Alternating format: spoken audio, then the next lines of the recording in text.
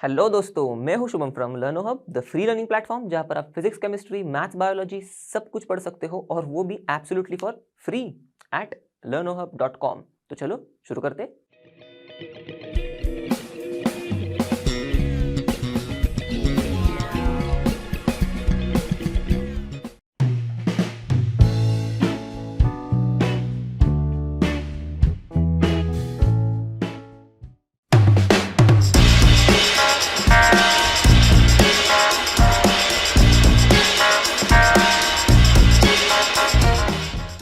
तो चलो देखते हैं इस वीडियो का पहला सवाल, question number 17 for M2+/M and M3+/M2+ systems the standard electrode potential values E- values for some metals are as follows। Okay, तो ये वैल्यूज दिए हुए हैं हमें स्टैंडर्ड इलेक्ट्रोड पोटेंशियल के। use this data to comment upon first the stability of Fe3+ in acid solution as compared to Cr3+ and or Mn3+। Okay, तो करना क्या है वो पहले हम लोग समझ लेते हैं। ये Fe3+ एसिड सॉल्यूशन में ओके कितना स्टेबल है, इसका कंपैरिजन करना है Cr3+ और Mn3+ आयंस के साथ। ओके, तो इसका मतलब इन शॉर्ट यही है कि Fe3+ की स्टेबिलिटी बतानी है इन कंपैरिजन टू Cr3+ और दूसरा है Mn3+ के साथ। अब कैसे बताया स्टेबिलिटी, तो बोला है कि इस डेटा को यूज करो। अब इस डेटा को कैसे यूज करना है, देखो ये है स्टैंडर्ड इलेक्ट्रोड पोटेंशियल्स। अब ये क्या बता रहे हैं हमें, ये पहले समझना है हमें, और उसके कोरिलेशन को हम लोग यूज करेंगे। तो अब ये जो वैल्यूज दिए हमें, अगर ये टूवर्ड्स नेगेटिव होंगी, ओके ज्यादा मोर टूवर्ड्स नेगेटिव होंगी, तो इसका मतलब ये जो लोअर ऑक्सीडेशन स्टेट में आपको दिख रहे मेटल के आयंस, ये आसानी से हायर ऑक्सीडेशन स्टेट में जा रहे हैं। ओके, तो इसका मतलब क्या है, लोअर ऑक्सीडेशन स्टेट से आसानी से हायर ऑक्सीडेशन स्टेट में हमारा मेटल ट्रैवल कर रहा है, बन रहा है। ओके, तो इसका मतलब आसानी से बन रहा है हायर ऑक्सीडेशन स्टेट में, तो इसका जो हायर ऑक्सीडेशन स्टेट्स है ये ज्यादा स्टेबल होंगी। अब बस इसी रिलेशन को हम लोग यूज करेंगे। अब पहला इन दोनों के बीच में कंपैरिजन करना है, तो Fe3+/Fe2+ की वैल्यू देखो +0.8 और Cr3+/Cr2+ का वैल्यू देखो -0.4। ये मोर टुवर्ड्स नेगेटिव है देखो, तो इसका मतलब इसका जो हाईएस्ट ऑक्सीडेशन मतलब हायर ऑक्सीडेशन स्टेट वाला जो मेटल है ये ज्यादा स्टेबल होगा, बस इसीलिए ये ज्यादा स्टेबल है। सेम देखेंगे Fe3+ और Mn3+ के केस में। अब इसका +0.8 वोल्ट है, Fe3+ का हम लोग ने देखा है। Mn3+/Mn2+ का कितना दिया है, +1.5 वोल्ट। अब मोर टुवर्ड्स नेगेटिव कौन सी वैल्यू है, ये 0.8 राइट, ये तो टुवर्ड्स पॉजिटिव गई ज्यादा, +1.5, तो ये मोर टुवर्ड्स नेगेटिव मतलब इसका जो हायर ऑक्सीडेशन स्टेट वाला जो आयन है ये ज्यादा स्टेबल है। तो देखो ये ज्यादा स्टेबल है Mn3+ के साथ। अब देखते हैं दूसरा, the ease with which ion can be oxidised as compare to a similar process for either chromium और मैंगनीज मेटल। तो इन सिंपल वर्ड्स हमें बताना है ये कि आयन इसका ऑक्सीडाइजिंग एबिलिटी मैंगनीज से कंपेयर करना है और आयन का ऑक्सीडाइजिंग एबिलिटी क्रोमियम से कंपेयर करना है। ओके, तो इसके लिए हम लोग ये वाला डेटा यूज करेंगे। देखो इसमें ऑक्सीडेशन हो रहा है मैंगनीज का, क्रोमियम का, आयन का, +2 वाले आयंस में। ओके, तो सेम लॉजिक हम लोग अप्लाई करेंगे। अगर ये जो स्टैंडर्ड इलेक्ट्रोड पोटेंशियल का वैल्यू है मोर टुवर्ड्स नेगेटिव है, तो इसका मतलब इसका हायर ऑक्सीडेशन स्टेट का जो आयन है वो ज्यादा स्टेबल है। अगर ये ज्यादा स्टेबल है हायर ऑक्सीडेशन स्टेट वाला आयन, तो ये कम स्टेबल से ज्यादा स्टेबल की तरफ जाएगा ही खुशी खुशी, तो इसका मतलब ये खुशी खुशी ऑक्सीडाइज होंगे राइट। तो इसका मतलब ऑक्सीडाइजिंग एबिलिटी ज्यादा होगी इनकी। ओके, खुद ऑक्सीडाइज ज्यादा अच्छे से होंगे ऐसा। ओके, तो अब कंपेयर करते हैं Fe की Mn के साथ। तो देखो Fe -0.4 volt, Mn -1.2, more towards negative, तो इसकी खुद की ऑक्सीडाइज होने की एबिलिटी खुद ऑक्सीडाइज अच्छे से होगा, ज्यादा अच्छे से होगा, इसलिए देखो Mn की ऑक्सीडाइजिंग एबिलिटी ज्यादा है। अब हाँ, यहाँ पर ध्यान देना, ऑक्सीडाइजिंग एबिलिटी मतलब दूसरों को ऑक्सीडाइज करने की नहीं, खुद ऑक्सीडाइज होने की। ओके, और Fe का हम लोग कंपेयर करेंगे क्रोमियम के साथ, तो इसमें भी देखो -0.9 वोल्ट है, तो ये ज़्यादा नेगेटिव वैल्यू है -0.4 से, तो इसलिए इसकी खुद ऑक्सीडाइज होने की एबिलिटी ज़्यादा है, कर दिया ज़्यादा। तो अब देखते हैं नेक्स्ट सवाल, predict which of the following will be coloured in aqueous solution, titanium 3+, vanadium 3+, copper +1, scandium 3+, manganese +2, Fe +3 and CO +2, give reasons for each, हर एक का रीजन देना है हमें, ओके। तो अब ये आयंस जो है ये सारे हमें दिए हुए, इनमें से कौन से कलर्ड और कौन से कलरलेस होंगे ये हम लोग बताएंगे इनके डी ऑर्बिटल्स के बेसिस पर। इनके डी ऑर्बिटल्स कंप्लीटली फिल्ड है, एम्प्टी है या फिर पार्शियली फिल्ड है। अगर ये कंप्लीटली फिल्ड हो या फिर एम्प्टी हो, ओके, तो ये कलरलेस है। अब क्यों देखेंगे हम लोग। और पार्शियली फिल्ड है तो ये कलर्ड है। अब हमने अच्छे से पढ़ा है चैप्टर में कि इनको कलर्ड, ये कलर्ड कंपाउंड्स क्यों बनाती है ट्रांजिशन एलिमेंट्स, क्योंकि इनके जो लोअर एनर्जी डी ऑर्बिटल में जो इलेक्ट्रॉन्स है ये higher energy D orbital electrons ये हायर एनर्जी डी ऑर्बिटल में जंप करते हैं, सॉरी, ओके। तो जब ये ट्रांजिशन करते हैं लोअर एनर्जी से हायर एनर्जी में, ये रेडिएशन को एब्जॉर्ब करते हैं, इसीलिए ये रेडिएशन को जो एब्जॉर्ब कर रहे हैं उसके अलावा जो नहीं एब्जॉर्ब कर रहे वो एमिट कर रहे हैं, और जो एमिट कर रहे उसके वजह से ये कलर शो कर रहे थे, राइट। अब आते हैं हमारे कंप्लीटली और एम्प्टी फील्ड पे, एम्प्टी पे, ओके। तो कंप्लीटली जो है उसमें अगर सारे डी ऑर्बिटल्स कंप्लीटली फिल्ड होंगे तो इलेक्ट्रॉन ट्रांजिशन करेगा कहाँ, उसको तो जाने को जगह ही नहीं होगी ना, ऊपर वाले डी ऑर्बिटल में सब भरे हुए हैं, और अगर एम्प्टी है तो इसमें इलेक्ट्रॉन ही नहीं है, तो कैसे ट्रांजिशन होगा, नहीं हो पाएगा। बस अगर पार्शियली फिल्ड है तो कुछ ना कुछ, कोई ना कोई ऑर्बिटल में जगह होगी, तो ये लोअर एनर्जी वाले डी ऑर्बिटल का इलेक्ट्रॉन हायर एनर्जी वाले डी ऑर्बिटल में चला जाएगा, ट्रांजिशन करेगा, कलर एमिट करेगा। इसीलिए पार्शियली फील्ड वाले कलर्ड, कंप्लीटली फील्ड या फिर एम्प्टी जो होंगे वो कलरलेस होंगे। बस यही देखना है इन सारे आयंस में।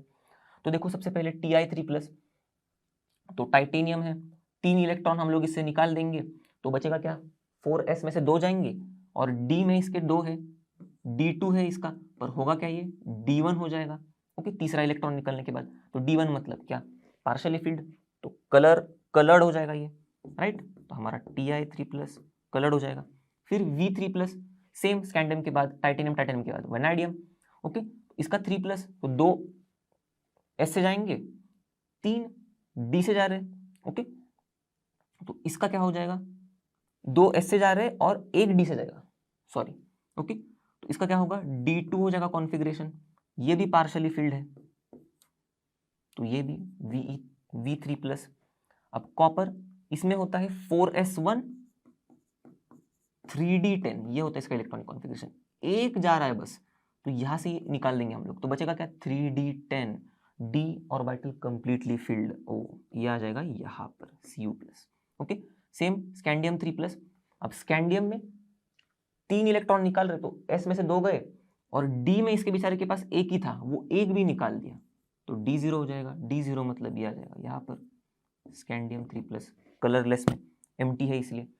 आगे बढ़ते हैं Mn2+, Fe3+ और CO2+ में, तो आप इनमें देख पाओगे कि देखो Mn2+ में D5 कॉन्फ़िगरेशन है, Fe3+ में D5 है, और CO2+ में D7 कॉन्फ़िगरेशन है, ओके। आपको तो पता ही है कैसे कॉन्फ़िगरेशन निकालना है, तो इसीलिए इनके पार्शियली फिल्ड कॉन्फ़िगरेशंस की वजह से ये कलर्ड में आ जाएंगे। तो कलर्ड में कौन से है, Fe3+, CO2+ और Mn2+, बस खत्म। तो बढ़ते अगले सवाल पर, compare the stability of +2 oxidation state for the elements of the first transition series, okay. तो इनकी जो +2 ऑक्सीडेशन स्टेट की स्टेबिलिटी हम बताएंगे इन टर्म्स ऑफ इनके स्टैंडर्ड इलेक्ट्रोड पोटेंशियल के। तो हम ये देखते हैं कि इनकी स्टैंडर्ड इलेक्ट्रोड पोटेंशियल ना कम कम नेगेटिव होती जाती है, ओके, लेस नेगेटिव होती जाती है as we move from left to right, okay, first transition series में। तो इसका मतलब क्या होता है कि अगर ये लेस नेगेटिव हो रही है, तो हमने पिछले ही सवाल में देखा था मोर नेगेटिव रहेगी तो जो हायर ऑक्सीडेशन स्टेट है वो ज्यादा स्टेबल है, राइट। अब लेस नेगेटिव है ये M2+/M की इलेक्ट्रोड पोटेंशियल वैल्यू, ओके। तो इसका मतलब ये जो हायर ऑक्सीडेशन स्टेट है ये कम स्टेबल है, और ये लेस नेगेटिव वैल्यू और कम कम नेगेटिव होते जाती है, तो इसकी जो M2+ की स्टेबिलिटी है वो कम कम होते जाती है across the period. Okay, first transition series में। अब यहां पर एक्सेप्शन है, कौन सा एक्सेप्शन? मैंगनीज और जिंक का। तो वैल्यूज भी आप देख सकते हो, देखो यहां तक -0.9 तक कम हो रही थी, कम नेगेटिव हो रही थी वैल्यू। ओके, फिर से ज्यादा नेगेटिव हो गई -1.1, फिर से यहाँ से कम कम नेगेटिव होती जाएगी, कॉपर की तो पॉजिटिव में ही है, और फिर से इसकी ज्यादा नेगेटिव हो गई जिंक की। ओके, सबसे पहले इनका एक्सेप्शन देखने से पहले हम ये समझ लेते कि भाई ये क्यों कम नेगेटिव हो रही है वैल्यू। ओके, तो इसका रीजन है फर्स्ट आयोनाइजेशन एंथैल्पी और जो सेकेंड आयोनाइजेशन एंथैल्पी है, ओके, इसका सम बढ़ रहा है। तो इसका मतलब क्या होगा, जो M से M+ हो रहा है और M+ से M2+ हो रहा है, तो अल्टीमेटली जो M से M+ में जो आयंस बदल रहे हैं ये मुश्किल होते जा रहा है, क्योंकि इनका आयोनाइजेशन एंथैल्पी का सम बढ़ रहा है, तो इलेक्ट्रॉन लूज करना मुश्किल हो रहा है, तो ये फॉर्म होना मुश्किल हो रहा है। एग्जैक्टली तो ये फॉर्म होना मुश्किल हो रहा है, मतलब इसको इजीली फॉर्म नहीं कर पा रहे हम लोग, इसीलिए ये कम स्टेबल है, राइट। ये तो ये अगर कम स्टेबल है, यही तो दिखा रही है, देखो नेगेटिव वैल्यू M2+ कम स्टेबल है, इसीलिए +2 ऑक्सीडेशन स्टेट कम स्टेबल है। अब आते हैं एक्सेप्शन पे, तो ये मैंगनीज के केस में ऐसा क्यों हो रहा है? देखो ये अगर 2 इलेक्ट्रॉन दे देगा तो ये 3d5 ये इलेक्ट्रॉनिक कॉन्फ़िगरेशन अटेन कर रहा है, और ये 2 इलेक्ट्रॉन देने पर 3d10 ये इलेक्ट्रॉनिक कॉन्फ़िगरेशन अटेन कर रहा है। इसके 4s2 के 2 गए, इसके भी 4s2 के 2 गए, तो देखो 3d5 3d10 half field completely field more stable होते हैं, इसीलिए इनके जो +2 स्टेट्स है जैसे कि Mn2+ या फिर या ये Zn2+, ये ज़्यादा स्टेबल है। तो बस ये 2 ही एक्सेप्शन है, इसके अलावा अगर देखेंगे तो फर्स्ट ट्रांजिशन सीरीज में हम लोग जैसे लेफ्ट टू राइट जा रहे तो +2 ऑक्सीडेशन स्टेट की स्टेबिलिटी कम कम होती जाती है। तो देखते हैं नेक्स्ट सवाल, compare the chemistry of actinoids with that of the lanthanoids with special reference to first electronic configuration. तो इनका इलेक्ट्रॉनिक कॉन्फ़िगरेशन थोड़ा देखेंगे तो हमें पता है, जेनॉन के बाद 4f 1 to 14 5d 0 to 1 6s2 lanthanoids का होता है। फिर एक्टिनॉइड्स का रेडॉन, इनका नोबेल गैस कॉन्फ़िगरेशन यहाँ से शुरू होता है, उसके बाद मतलब इनका जो कॉन्फ़िगरेशन है ये इस नोबेल गैस से शुरू होता है रेडॉन से 5f 1 to 14 6d 0 to 1 7s2। Okay, तो इतना तो समझ में आ रहा है हम लोग को कि लास्ट इलेक्ट्रॉन जो है वो 5f में जा रहा है एक्टिनॉइड्स के केस में, और लैंथेनॉइड्स के केस में 4f में जा रहा है। अब इनकी जो एटॉमिक और आयनिक साइजेस की देखेंगे, इस बेसिस पर देखेंगे, इनकी केमिस्ट्री कंपेयर करेंगे तो दोनों भी उनके इंक्रीजिंग एटॉमिक नंबर के साथ, मतलब जैसे हम लोग लैंथेनॉइड्स में लैंथेनम से लेके ल्यूटेशियम तक आ रहे, या फिर एक्टिनॉइड्स में हम लोग एक्टिनम से लेके लॉरेंसियम तक जा रहे, तो एटॉमिक नंबर बढ़ रहा है, तो उसके साथ साथ इन दोनों में भी इनके एटॉमिक और आयोनिक रेडियाई जो है उनमें स्मॉल डिक्रीज हो रहा है, थोड़ा थोड़ा डिक्रीज होते जा रहा है। तो इस केस में इसे कहते हैं लैंथेनॉइड कॉन्ट्रैक्शन, इस केस में इसे कहते हैं एक्टिनॉइड कॉन्ट्रैक्शन। अब देखते हैं ऑक्सीडेशन स्टेट के बेसिस पर इनकी केमिस्ट्री को कैसे कंपेयर करेंगे। तो लैंथेनॉइड्स +2 +3 +4 ऑक्सीडेशन स्टेट शो करते हैं, इनमें से +3 ऑक्सीडेशन स्टेट जो होता है वो ज्यादा कॉमन है, हम लोग ने पढ़ा है ये चैप्टर में।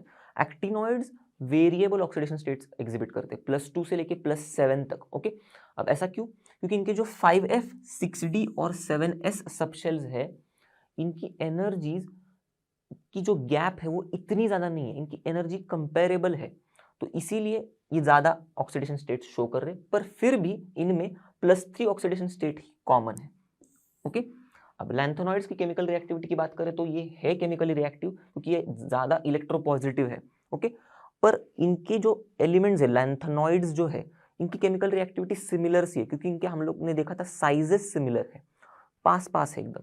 ओके, और एक्टिनॉइड्स के बारे में अगर बात करेंगे तो एक्टिनॉइड्स की भी केमिकल रिएक्टिविटी ज्यादा है, क्योंकि ये भी इलेक्ट्रोपॉजिटिव ही है, पर अगर हम लोग इनको फाइनली डिवाइडेड स्टेट में लेके आएंगे तो ये ज्यादा केमिकली रिएक्टिव हो जाते हैं। तो देखते हैं नेक्स्ट सवाल, how would you account for the following? First, of the D4 species Cr2+ is strongly reducing. Okay, चलो लिखते हैं Cr2+, और while manganese 3+ is strongly oxidizing। अरे बाप रे, अब ये तो उल्टा दिखा रहे। अब बताया क्या है कि इन दोनों का भी कॉन्फ़िगरेशन जो है वो D4 है, फिर भी ये स्ट्रांगली रिड्यूसिंग क्यों और ये स्ट्रांगली ऑक्सीडाइजिंग क्यों? तो देखो समझ लेते हैं। अब Cr2+ जो है ये Cr3+ बनना चाहता है। क्यों?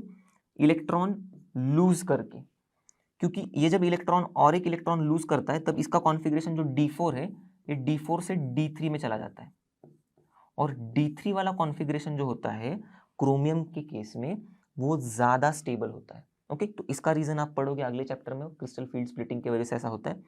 तो इसीलिए ये खुद क्या कर रहा है, इलेक्ट्रॉन लूज कर रहा है, खुद अच्छे से ऑक्सीडाइज हो रहा है, रेडिली ऑक्सीडाइज हो रहा है, तो खुद रेडिली ऑक्सीडाइज हो रहा है, इसीलिए ये दूसरों को रेडिली रिड्यूस कर रहा है, इसीलिए ये स्ट्रॉन्ग रिड्यूसिंग एजेंट है। अब आते हैं Mn3+ पर। अब Mn3+ D4 कॉन्फ़िगरेशन का है, ये ना खुशी खुशी इलेक्ट्रॉन ले लेता है, क्योंकि चाहिए इसको इलेक्ट्रॉन खुशी खुशी, तो ये इलेक्ट्रॉन लेके Mn2+ में चला जाता है। अब इसमें इसका कॉन्फ़िगरेशन क्या होता है, D5। अब हमें पता है D5 हाफली फील्ड है, ज़्यादा स्टेबल है, इसीलिए तो इसे Mn3+ से Mn2+ बनना होता है। पर Mn3+ से Mn2+ पे बनने में ये क्या कर देता है, इलेक्ट्रॉन ले लेता है, गेन करता है, तो ये खुशी खुशी रेड्यूस हो रहा है। अगर खुशीली रेड्यूस हो रहा है तो ये खुशीली ऑक्सीडाइज भी करेगा दूसरों को, इसीलिए ये स्ट्रॉन्ग ऑक्सीडाइजिंग एजेंट की तरह बिहेव करता है। तो देखते हैं नेक्स्ट सवाल। CO2+ is stable in aqueous solution but in the presence of complexing reagent it is easily oxidized। तो ऑक्सीडाइज होता है ये CO3+ में। तो कहानी की शुरुआत यही से होती है। ये जो CO3+ है इसकी जो कॉम्प्लेक्स फॉर्म करने की जो टेंडेंसी है ये ज़्यादा है as compare to CO2+। Okay, तो होता क्या है, ये जब CO2+ एक्वेस सॉल्यूशन में है तो स्टेबल है, राइट। पर जब कॉम्प्लेक्सिंग रिएजेंट आ जाए तो ये क्या सोचता है, यार मेरा दूसरा वर्जन जो है ना वो ज़्यादा अच्छे से कॉम्प्लेक्सेस बनाता है, तो ये मैं क्या करूँगा, मैं मेरे दूसरे वर्जन में चला जाऊँगा। तो ये बहुत ही समझदार है, होशियार है। तो ये खुद +2 से +3 में जाता है। कैसे? इलेक्ट्रॉन को लूज करके। क्यों जा रहा है? क्योंकि ये ज़्यादा अच्छे से कॉम्प्लेक्सेस बना सकता है अब इस कॉम्प्लेक्सिंग रिएजेंट के साथ मिलके। ओके, तो इस चक्कर में ये इलेक्ट्रॉन लूज कर रहा है और ऑक्सीडाइज हो रहा है। तो बस बता दिया हम लोग ने, ओके, कि ये क्यों ऑक्सीडाइज हो रहा है। अब नेक्स्ट देखते हैं, the D1 configuration is very unstable in ions. तो अगर कोई ट्रांजिशन मेटल आयन है और उसका कॉन्फ़िगरेशन अगर D1 है तो सोचो ना ये क्या करेगा, यार ये बोलेगा कि मैं ये एक इलेक्ट्रॉन लूज करके D0 हो जाता हूँ ना। क्यों? क्योंकि D0 तो ज़्यादा स्टेबल है, तो इसीलिए ये यही करता है, फटाक से एक इलेक्ट्रॉन लूज करता है और D0 बन जाता है। अब ये ज़्यादा स्टेबल है तो खुश हो गया ये, तो इसीलिए हम लोग बोलते हैं कि D1 कॉन्फ़िगरेशन के जो आयन्स है वो अनस्टेबल है, क्योंकि इलेक्ट्रॉन को दान कर देते फटाक से। तो देखते हैं नेक्स्ट सवाल, what is meant by disproportionation, give 2 examples of disproportionation reaction in aqueous solution. Okay, तो ऐसे रिएक्शंस जिनमें एक कंपाउंड खुद ऑक्सीडाइज भी हो रहा है, रिड्यूस भी हो रहा है। ओके, ऐसा नहीं कि खुद ऑक्सीडाइज हो रहा है दूसरे को दूसरा रिड्यूस हो रहा है, एक ही कंपाउंड खुद ही ऑक्सीडाइज हो रहा है, खुद ही रिड्यूस हो रहा है और दो अलग अलग हमको प्रोडक्ट्स दे रहा है। तो ऐसे रिएक्शंस को बोलते हैं डिस्प्रपोर्शनेशन रिएक्शन। ओके, इनका एग्जांपल देखो, ये पर मैंगनेट आयन एसिडिक सॉल्यूशन में, हमको एग्जांपल लिखना था एक्वियस सॉल्यूशन में, तो देखो हम लोग ने एसिडिक सॉल्यूशन में लिखा पर मैंगनेट आयन डिस्प्रपोर्शनेट होता है, MnO4- और MnO2 बन जाता है, दो अलग अलग प्रोडक्ट बन रहे हैं देखो। और ये CrO4 3- ये आयन डिस्प्रपोर्शनेट होता है एसिडिक सॉल्यूशन में CrO4 2- में और Cr3+ में। अब इसमें एक इंटरेस्टिंग चीज देखो, यहाँ पर ना मैंगनीज का ऑक्सीडेशन स्टेट आपको पता चलेगा, आप निकालोगे तो ये +6 होगा। तो ये क्या करता है, डिस्प्रपोर्शनेट इस तरह से होते हैं कि ये दो अलग अलग कंपाउंड्स में यहाँ पर इसका +6 ऑक्सीडेशन स्टेट है, एक में इसका ऑक्सीडेशन स्टेट ज्यादा होगा। ओके, तो इसमें इसका ऑक्सीडेशन स्टेट मैंगनीज का +7 है, आप ढूंढ के देखो, और इसमें इसका ऑक्सीडेशन स्टेट +4 है। ओके, सेम इसमें भी देखो CrO4 3- है, डिस्प्रपोर्शनेट हो रहा है, तो हो क्या रहा है देखो, इसमें इसका ऑक्सीडेशन स्टेट ना +5 है, तो ये डिस्प्रपोर्शनेट ऐसे हो रहा है कि इसमें इसका ऑक्सीडेशन स्टेट +6 हो जाता है और इसमें तो दिख रहा है अपने को +3 है, खत्म। तो देखते हैं नेक्स्ट सवाल, which metal in the first series of transition metals exhibit +1 oxidation state most frequently and why. Okay, तो इसका आंसर तो कॉपर है। अब वाई का आंसर समझते हैं, तो इसके लिए हम लोग को इसका इलेक्ट्रॉनिक कॉन्फ़िगरेशन देखना पड़ेगा। हम लोग को पता है आर्गॉन 4s1 3d10 है। ओके, जब ये एक इलेक्ट्रॉन लूज करेगा तो यहाँ से इलेक्ट्रॉन जाएगा 4s1 से, तो इसका इलेक्ट्रॉनिक कॉन्फ़िगरेशन क्या होगा, आर्गॉन 3d10। अब हमें पता है d10 कंप्लीटली फील्ड, ज़्यादा स्टेबल है ये इलेक्ट्रॉनिक कॉन्फ़िगरेशन, इसका मतलब Cu+ जो है ये ज़्यादा स्टेबल है, तो इसीलिए कॉपर ज़्यादा स्टेबल Cu+ बनने के लिए खुद इलेक्ट्रॉन खुशी खुशी लूज करता है और इस चक्कर में +1 ऑक्सीडेशन स्टेट एग्जिबिट करता है। तो देखते हैं इस वीडियो का लास्ट सवाल, calculate the number of unpaired electrons in the following gaseous ions. ये सारे गैशियस आयंस दिए और इनमें से कौन सा ऐसा गैशियस आयन है जो एक्वियस सॉल्यूशन में मोस्ट स्टेबल है। ओके, तो देखते हैं, पहले इनको लिख के लेते हैं, Mn3+, Cr3+, V3+ और Ti3+। ओके, अब इनके ग्राउंड स्टेट के इलेक्ट्रॉनिक कॉन्फ़िगरेशंस पहले लिख लेते, तो 4s2 3d5, इसका होगा 4s1 3d5, ओके, क्रोमियम है, फिर इसका होगा 4s2 3d3, इसका होगा 4s2 3d2। ओके, अब ये तो हम लोग ने लिखे इनके ग्राउंड स्टेट के इलेक्ट्रॉनिक कॉन्फ़िगरेशंस, Mn का हो गया, ये Cr का हो गया, वैनाडियम का हो गया, टाइटेनियम का होगा। अब इनका लिखना है तो क्या करना पड़ेगा, 3+, मतलब इनसे 2 निकालो, इनसे 1 निकालो, तो बचा क्या, 3d4। ओके, 3+, इससे 1 निकल गया, इससे 2 निकल गए, तो कितना हो गया, d3। ओके, फिर इससे 2 गए, इससे 1 गया, d2, और इससे 2 गए, इससे 1 गया, ओके, तो d1। ओके, तो 3d4 3d3 3d2 3d1 ये हो गया इनका इलेक्ट्रॉनिक कॉन्फ़िगरेशन। इसके पहले आर्गॉन आप लगा देना, ओके, वो अंडरस्टूड है अभी। तो हमें देखना क्या था, बस मेन चीज़ हमारी अनपेड इलेक्ट्रॉन्स, तो इसमें 1 अनपेड इलेक्ट्रॉन होगा, इसमें 2 होंगे अनपेड इलेक्ट्रॉन, इसमें 3 होंगे और इसमें 4 होंगे, यह भी अंडरस्टूड है हमको। ओके, और इनमें से जो Cr3+ है ये ज़्यादा स्टेबल होगा एक्वियस सॉल्यूशन में, क्योंकि हम लोग ने देखा है इसकी जो टेंडेंसी है टू फॉर्म कॉम्प्लेक्सेस ज़्यादा अच्छी है। Give examples and suggest reasons for the following features of the transition metal chemistry.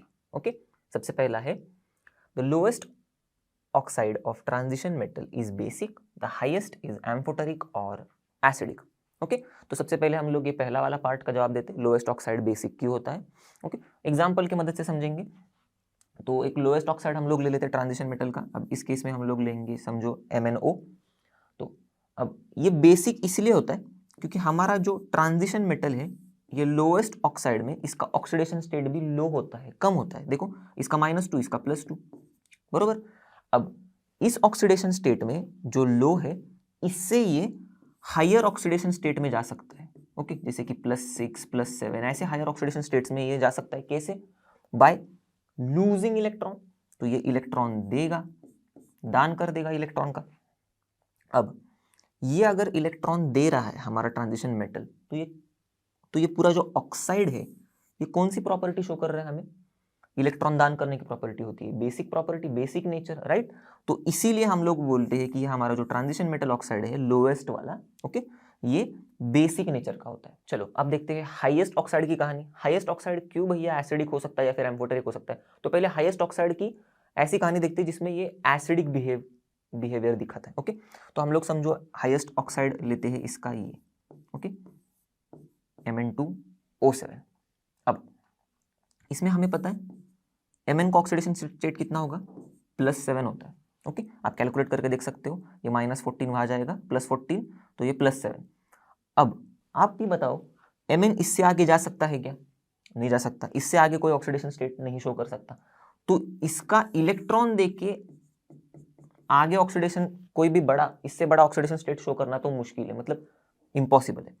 अब ये क्या कर सकता है, ये भैया इलेक्ट्रॉन्स एक्सेप्ट करके इसका जो हायर ऑक्सीडेशन स्टेट में है ये, इससे ये लोअर ऑक्सीडेशन स्टेट में जा सकता है, जैसे कि +2 में जा सकता है, +4 में जा सकता है, राइट। तो ये क्या कर रहा है, इलेक्ट्रॉन एक्सेप्ट कर सकता है। ये इलेक्ट्रॉन एक्सेप्ट करके लोअर ऑक्सीडेशन स्टेट में जाता है, तो फिर ये कौन सा बिहेवियर दिखा रहा है हमें, एसिडिक बिहेवियर दिखा रहा है। हमें पता है जो इलेक्ट्रॉन एक्सेप्ट करते हैं वो एसिड्स होते हैं, राइट। तो इसीलिए हम लोग कहते हैं कि जो हायर ऑक्सीडेशन मतलब हायर ऑक्साइड्स है ट्रांजिशन मेटल के, ये एसिडिक नेचर के होते हैं। अब एम्फोटेरिक क्यों? क्योंकि कुछ कुछ ऑक्साइड्स जैसे कि समझ लो ये V2O5 वेनेडियम पेंटॉक्साइड, ये बहुत ही मजेदार बिहेवियर शो करता है। ये एसिड के साथ जब रिएक्ट करेगा ना तब ये आयन देगा VO2+, और जब बेसिस के साथ रिएक्ट करेगा तब VO4 3- ये आयन देगा।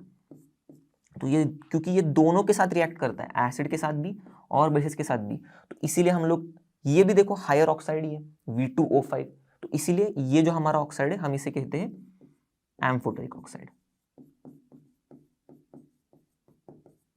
बस तो बता दिया कि लोएस्ट ऑक्साइड बेसिक क्यों होते हैं और हाईएस्ट ऑक्साइड एसिडिक या फिर एम्फोटेरिक क्यों होते हैं।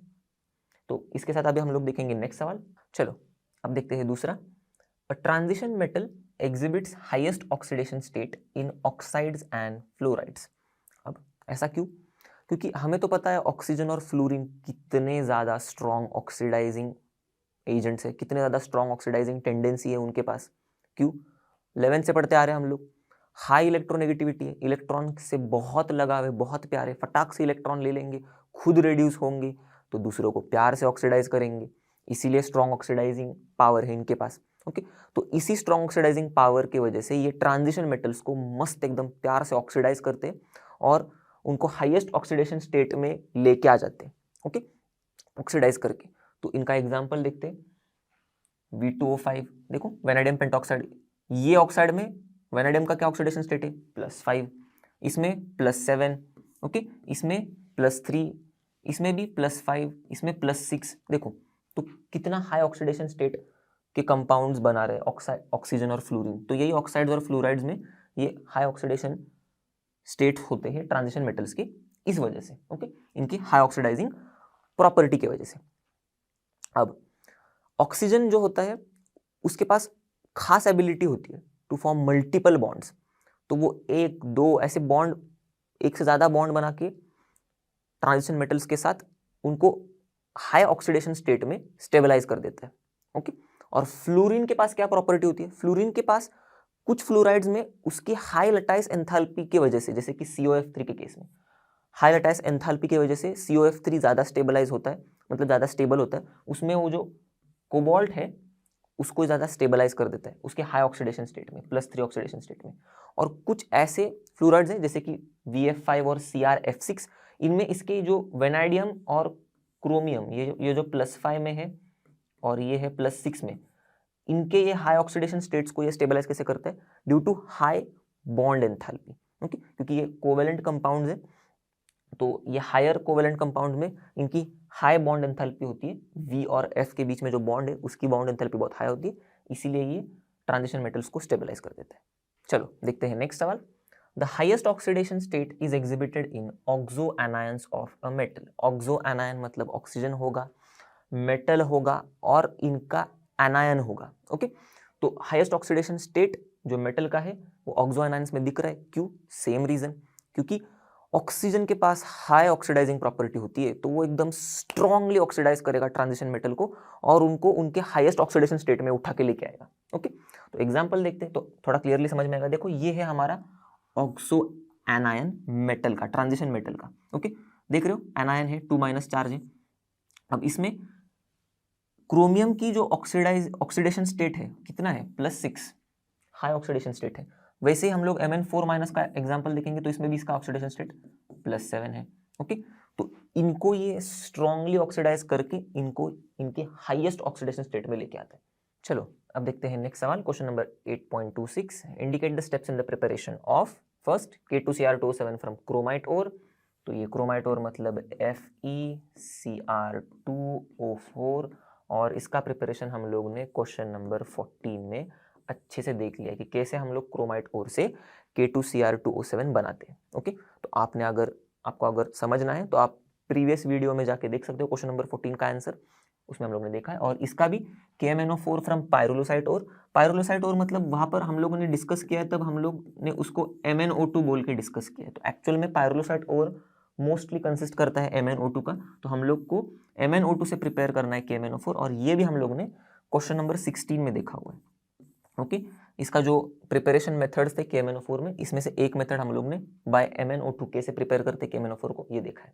तो आप जाके प्रीवियस वीडियो में जाके देख सकते। चलो देखते हैं नेक्स्ट सवाल। What are alloys? Name an important alloy which contains some of the lanthanoid metals, mention its uses. तो एलॉयज तो हम लोग बचपन से पढ़ते आ रहे हैं। एलॉयज क्या होते हैं? होमोजेनियस मिक्सचर होता है दो या दो से ज़्यादा मेटल्स का, या फिर होमोजेनियस मिक्सचर होगा मेटल्स या फिर नॉन मेटल्स का। ओके, मेटल्स और नॉन मेटल्स का। अब इस चैप्टर में हम लोगों ने पढ़ा है कि कौन सा ऐसा इंपॉर्टेंट एलॉय है जिसमें लैंथेनॉइड मेटल्स प्रेजेंट है, वो तो है मिश्च मेटल। ओके, नाम तो इंटरेस्टिंग है बहुत और इसका काम भी बहुत इंटरेस्टिंग है। तो इसका पहले कंपोजिशन देख लेते हैं। 95% लैंथेनॉइड मेटल होगा, इसमें 5% के आयन होगा और फिर ट्रेसेस होंगे सल्फर के, कार्बन के, एल्यूमिनियम के और कैल्शियम के। ओके, और इसका यूज क्या है? तो हम लोग मैग्नीशियम बेस्ड अलॉयज जो होते हैं, ओके, इसमें इनका इस्तेमाल करते हैं to make bullets, shells and lighter flames. चलो तो अब देखते हैं नेक्स्ट सवाल। What are inner transition elements? Decide which of the following atomic numbers are the atomic numbers of the inner transition elements. 29, 59, 74, 95, 102, 104. Okay, तो इनर ट्रांजिशन एलिमेंट्स क्या होते हैं? हम लोग ने क्लास 11th में भी पढ़ा है कि ऐसे एलिमेंट्स जिनमें जो लास्ट इलेक्ट्रॉन ऐड हो रहा है टॉइंग करके, वो ऐड होगा 4f ऑर्बिटल में, 4f या फिर 5f ऑर्बिटल में। ओके, अब इसी के ऊपर डिपेंड करता है कि वो 4f में जा रहा है या 5f में जा रहा है। तो हम लोग इन इनर ट्रांजिशन एलिमेंट्स को दो कैटेगरी में डिवाइड करके रख दिए हम लोग ने। जो ग्रुप 3 में है, 6th पीरियड में है, तो इनमें इलेक्ट्रॉन 4f ऑर्बिटल में जाता है, तो वो होते हैं lanthanoids. Atomic number Z is equals to 58 से लेके 71 तक। ओके, और जो ग्रुप 3 में 7th पीरियड में होते हैं, जिनमें इलेक्ट्रॉन्स 5f वाले ऑर्बिटल में जाते हैं, वो होते हैं एक्टिनॉइड्स। इनका एटॉमिक नंबर होता है 90 से लेके 103। ओके, अब पूछा क्या है कि ये सारे एटॉमिक नंबर्स में से भाई कौन से ऐसे एटॉमिक नंबर्स है जो इनर ट्रांजिशन एलिमेंट्स है। ओके, या फिर कौन से ऐसे एटॉमिक नंबर्स है जो इनर ट्रांजिशन एलिमेंट्स के है। ओके, तो इनमें अभी हम लोग को पता है 29 तो कॉपर का है, 59 तो मतलब इनको देखने के लिए अभी हम लोग को बस रेंज का पता होना चाहिए, और रेंज तो हमारे सामने है और हमको पता भी है कि रेंज क्या है लैंथेनॉइड्स और एक्टिनॉइड्स का। तो 58 से लेकर 71 में आर रहेगा तो रहेगा। अब नहीं है, इसमें ये वाला नहीं है तो ये नहीं होगा। देखो 58 से 71 में ये 29 कहाँ से आएगा? 59 होगा डायरेक्टली सीरम के बाद प्रेसियोडाइमियम, राइट। फिर 74 बाहर चला गया, ये नहीं होगा। 95 अंदर आ गया फिर से 90 से 103 में हम लोग के। ओके, तो ये होगा। 102 ये भी होगा 103 के जस्ट पहले। 104 ये बाहर चला गया अपने रेंज से। ओके, एटॉमिक नंबर के रेंज से। तो 59, 95 और 102 ये होंगे हमारे atomic numbers inner transition elements के। ओके, चलो देखते हैं नेक्स्ट सवाल। The chemistry of actinoid elements is not so smooth as that of the lanthanoids. Justify the statement by giving some examples from the oxidation state of this elements. Okay, तो इनके oxidation state से हमें समझाना है कि भाई actinoid की chemistry इतनी स्मूथ नहीं है लैंथेनॉइड जैसी। तो क्यों? अभी देखो एक्टिनॉइड जो ऑक्सीडेशन स्टेट्स एग्जिबिट करते होते हैं +2, +3, +4। ओके, इनमें से कॉमन होता है +3। अब ये बस इतने ऑक्सीडेशन स्टेट क्यों एग्जिबिट करते हैं? क्योंकि इनका जो 4f और 5d सबशेल है, ओके, इनके बीच की जो एनर्जी गैप है वो थोड़ी ज्यादा है। तो इनके जो इलेक्ट्रॉन्स है ना, ये 4f और 5d सबशेल के बीच में उछल कूद नहीं करेंगे ज्यादा, तो ऑक्सीडेशन स्टेट इतनी शो कर रहे हैं +3 से +4 तक। अब एक्टिनॉइड्स के केस में देखा जाएगा तो ये भाई इनके इलेक्ट्रॉन्स ज्यादा उछल कूद करते हैं इनके 5f और 6d सबशेल्स के बीच में। ओके, 5f और 6d क्यों? क्योंकि इनका जो एनर्जी गैप है 5f और 6d का वो काफी छोटा है, तो इसके वजह से ये +3 से लेके +7 तक ऑक्सीडेशन स्टेट शो करते हैं। तो एग्जांपल के साथ बताना था, तो एक्टिनॉइड्स में हम लोग ने एग्जांपल लेते हैं हम लोग यूरेनियम का। अब ये ऑक्सीडेशन स्टेट दिखाता है +3, +4, +5, +6 तक। और नेपच्यूनियम का भी एग्जांपल लिया हम लोग ने, जिसमें ये ऑक्सीडेशन स्टेट दिखा रहा है +3, +4, +5, +6, +7 तक। अब इतनी wide range of oxidation state क्यों दिखा रहे हैं हम लोग ने देख लिया। बस इसी वजह से ये wide range of oxidation state show करते हैं ना एक्टिनॉइड्स, इसीलिए इनकी जो केमिस्ट्री है ये स्मूथ नहीं है लैंथेनॉइड्स जैसे। चलो देखते हैं इस वीडियो का लास्ट सवाल। Which is the last element in the series of the actinoids? Right the electronic configuration of this element, comment on the possible oxidation state of this element. Okay, तो पहले last element कौन सा है actinoid के series का? 103 lawrencium. Okay, तो Z is equals to 103। अब इसका इलेक्ट्रॉनिक कॉन्फिगरेशन लिखते हैं। शुरुआत किससे करेंगे? 7th पीरियड वाला एलिमेंट है हमें पता है। ओके, तो शुरुआत करेंगे 6th पीरियड के नोबल गैस से, जो एकदम लास्ट में आ रहा है अपना। तो 6th पीरियड का लास्ट मतलब 6th पीरियड का नोबल गैस कौन सा है हमारे? रेडॉन। इसका है एटॉमिक नंबर 86। अब बचे कितने इलेक्ट्रॉन्स, ये 14, ये 3, मतलब 17 इलेक्ट्रॉन्स भरने हैं हमें अभी। तो इसके 17 इलेक्ट्रॉन्स हम लोग इसका इलेक्ट्रॉनिक कॉन्फ़िगरेशन में भरेंगे। तो कैसा होगा इलेक्ट्रॉनिक कॉन्फ़िगरेशन, ये 7th पीरियड वाला है तो n-2f तो 5f हो जाएगा, n-1d तो 6d हो जाएगा, ns तो 7s हो जाएगा। अब भरेंगे, लिखते समय ऐसे लिख रहे हैं, भरेंगे अबव प्रिंसिपल के हिसाब से। ओके, तो पहले 7s जाएगा, फिर हम लोग भरेंगे 5f और फिर जाएगा 6d में, राइट। तो 7s में 2 भरेंगे हम लोग 17 में से, तो 15 बचे, इसमें 14 भर जाएंगे पूरे के पूरे, तो हो गए कितना अभी 16। अब बचा सिर्फ एक ही, तो एक इसमें हम लोग डालेंगे। ओके, अब इसका ऑक्सीडेशन स्टेट बताना है, तो आप ही देखो एकदम मस्त पूरा भरा हुआ 5f14, क्या ये जाने देगा इलेक्ट्रॉन इसके अंदर से? नहीं जाने देगा। तो क्या होगा, सिर्फ ये 2 और ये 1 इलेक्ट्रॉन निकल सकते हैं, तो +3 ऑक्सीडेशन स्टेट ये शो कर सकता है। इसके अंदर वाले ये वाला इलेक्ट्रॉन तो नहीं निकल सकता, तो +4 की बात ही छोड़ दो।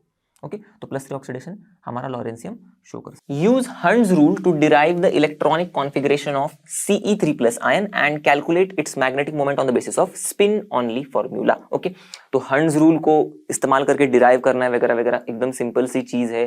इलेक्ट्रॉनिक कॉन्फ़िगरेशन लिखना है बस Ce3+ आयन का, राइट। चलो, तो ये जो सीरियम+3 आयन है, इसको लिखने से पहले मतलब सीरियम का इलेक्ट्रॉनिक कॉन्फ़िगरेशन क्या है वो समझ लेते हैं, मतलब वो एक बार देख लेते फटाफट। तो सीरियम मतलब सबसे पहला एलिमेंट, राइट, लैंथेनाइड्स का एटॉमिक नंबर 58, तो शुरुआत होगी ज़ेनॉन से ही जो है 54, और उसके बाद फिर 6th पीरियड में जाता है इलेक्ट्रॉन, तो 6s 5d और 4f, राइट। तो अब 4 इलेक्ट्रॉन्स है क्योंकि, तो हम लोग क्या करेंगे 6s2 5d1 4f1, ये है इसका इलेक्ट्रॉनिक कॉन्फ़िगरेशन। अब हमें बोला क्या है Ce3+ आयन का इलेक्ट्रॉनिक कॉन्फ़िगरेशन लिखना है, तो सिंपल सी चीज है, ज़ेनॉन तो वैसे की वैसे ही रहेगा। ओके, इन चारों में से पहले आउटर मोस्ट इलेक्ट्रॉन ये जाएगा, राइट। तो ये निकलने के बाद बचा क्या, सिर्फ 4f1, तो ये है हमारा इलेक्ट्रॉनिक कॉन्फ़िगरेशन ऑफ Ce+3।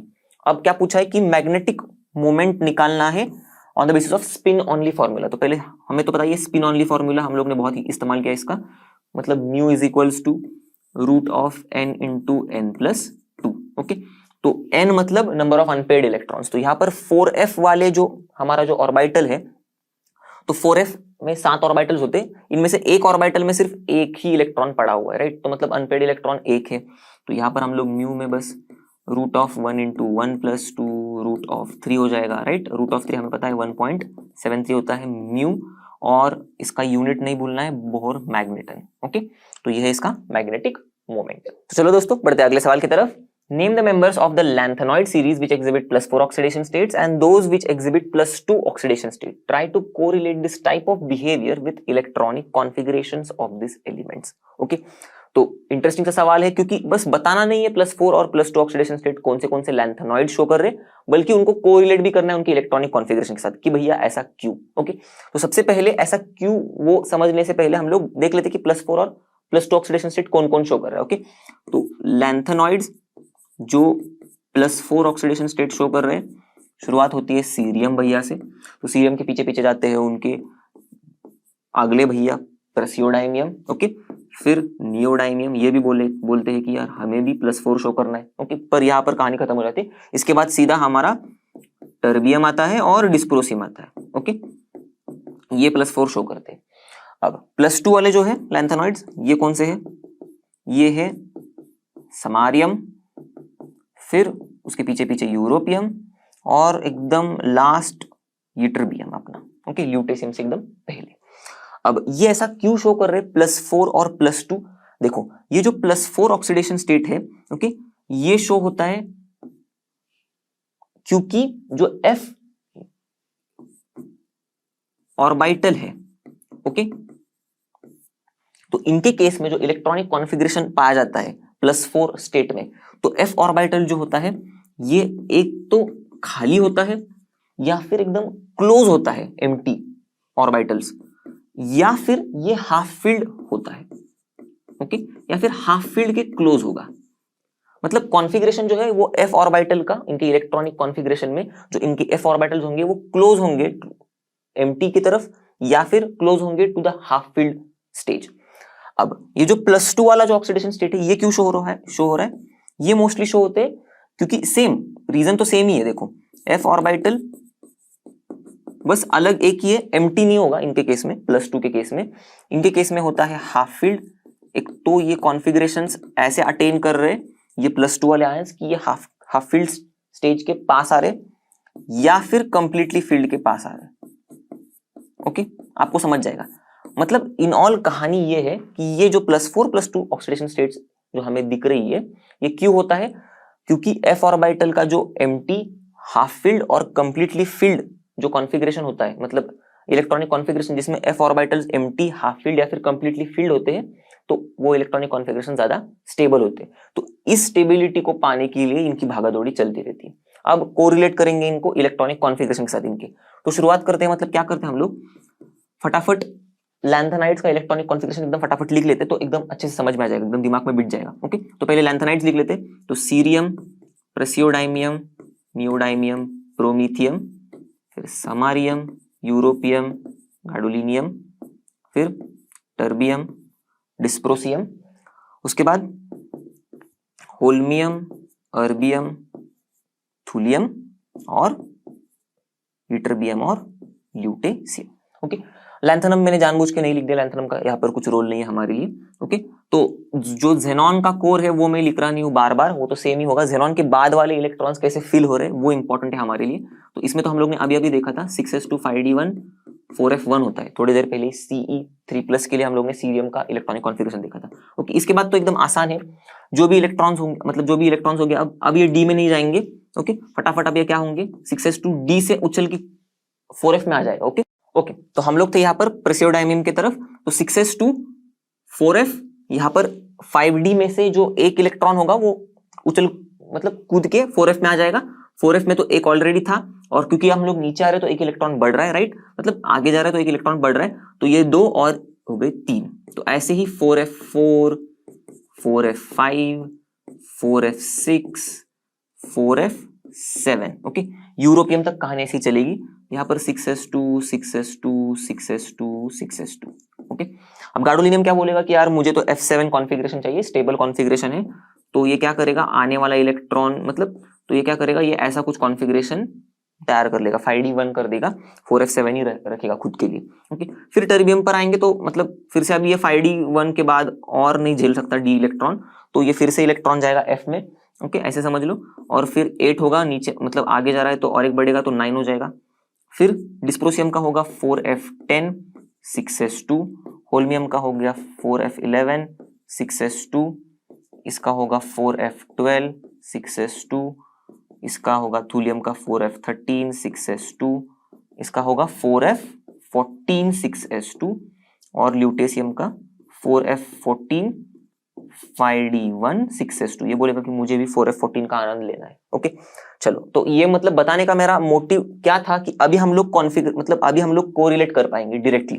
अब देखो Ce4+, अब ध्यान से देखना, सीरियम में ये 2 3 4 सब निकल गए इलेक्ट्रॉन्स, राइट, Ce4+ हो गया, ये पूरा का पूरा निकल गया, तो बचा क्या, सिर्फ जेनॉन का कोर। देखो नोबल गैस कॉन्फ़िगरेशन अटेन कर रहा है, 4f0 हो रहा है, देखो एम्प्टी, मैंने बोला था +4 ऑर्बिट मतलब +4 तब शो हो रहा है क्योंकि ये जो इनका f ऑर्बिटल है ये एम्प्टी हो रहा है और ये एक्स्ट्रा स्टेबल हो रहे हैं। ओके, इनका इलेक्ट्रॉनिक कॉन्फ़िगरेशन ज्यादा स्टेबल हो रहा है। तो देखो सीरियम का ऐसा कुछ कहानी है। प्रेसियोडाइमियम और नियोडाइमियम के केस में देखो, यहाँ से 2 यहाँ से 2, तो 4f1 हो जाएगा, एकदम करीब है टूवर्ड्स एम्प्टी। फिर ये 4f2 होगा, राइट, यहाँ से 2 यहाँ से 2, तो फिर भी थोड़ा करीबी है। तो इसीलिए ये सीरियम के साथ प्रेसियोडाइमियम और नियोडाइमियम भी हमें +4 ऑक्सीडेशन स्टेट्स शो कर रहे हैं। ओके, अब आते हैं टर्बियम और डिस्प्रोसियम तक। तो थोड़ा ध्यान से देखना, टर्बियम यहां पर है, ओके, ये वाला, और डिस्प्रोसियम। तो अब ये 4 इलेक्ट्रॉन्स देंगे तो ये 6s में से 2 जाएंगे और 4f9 में से 2 जाएंगे, तो क्या होगा देखो 4f7 होगा, राइट। यहां पर 4f8 होगा, देखो 6s में से 2 गए, 4f में से 10 थे उसमें से 2 गए, तो 4f8 हो गया। देखो काफी करीब है towards half field f orbital, right, तो इसीलिए ये +4 ऑक्सीडेशन स्टेट शो कर रहे हैं। अब आते हैं समारियम और यूरोपियम की तरफ। अब ये देखो, ये बेचारे यहाँ पर है। ओके, समारियम का Sm है, Sa लिख दिया मैंने गलती से, Sm2+।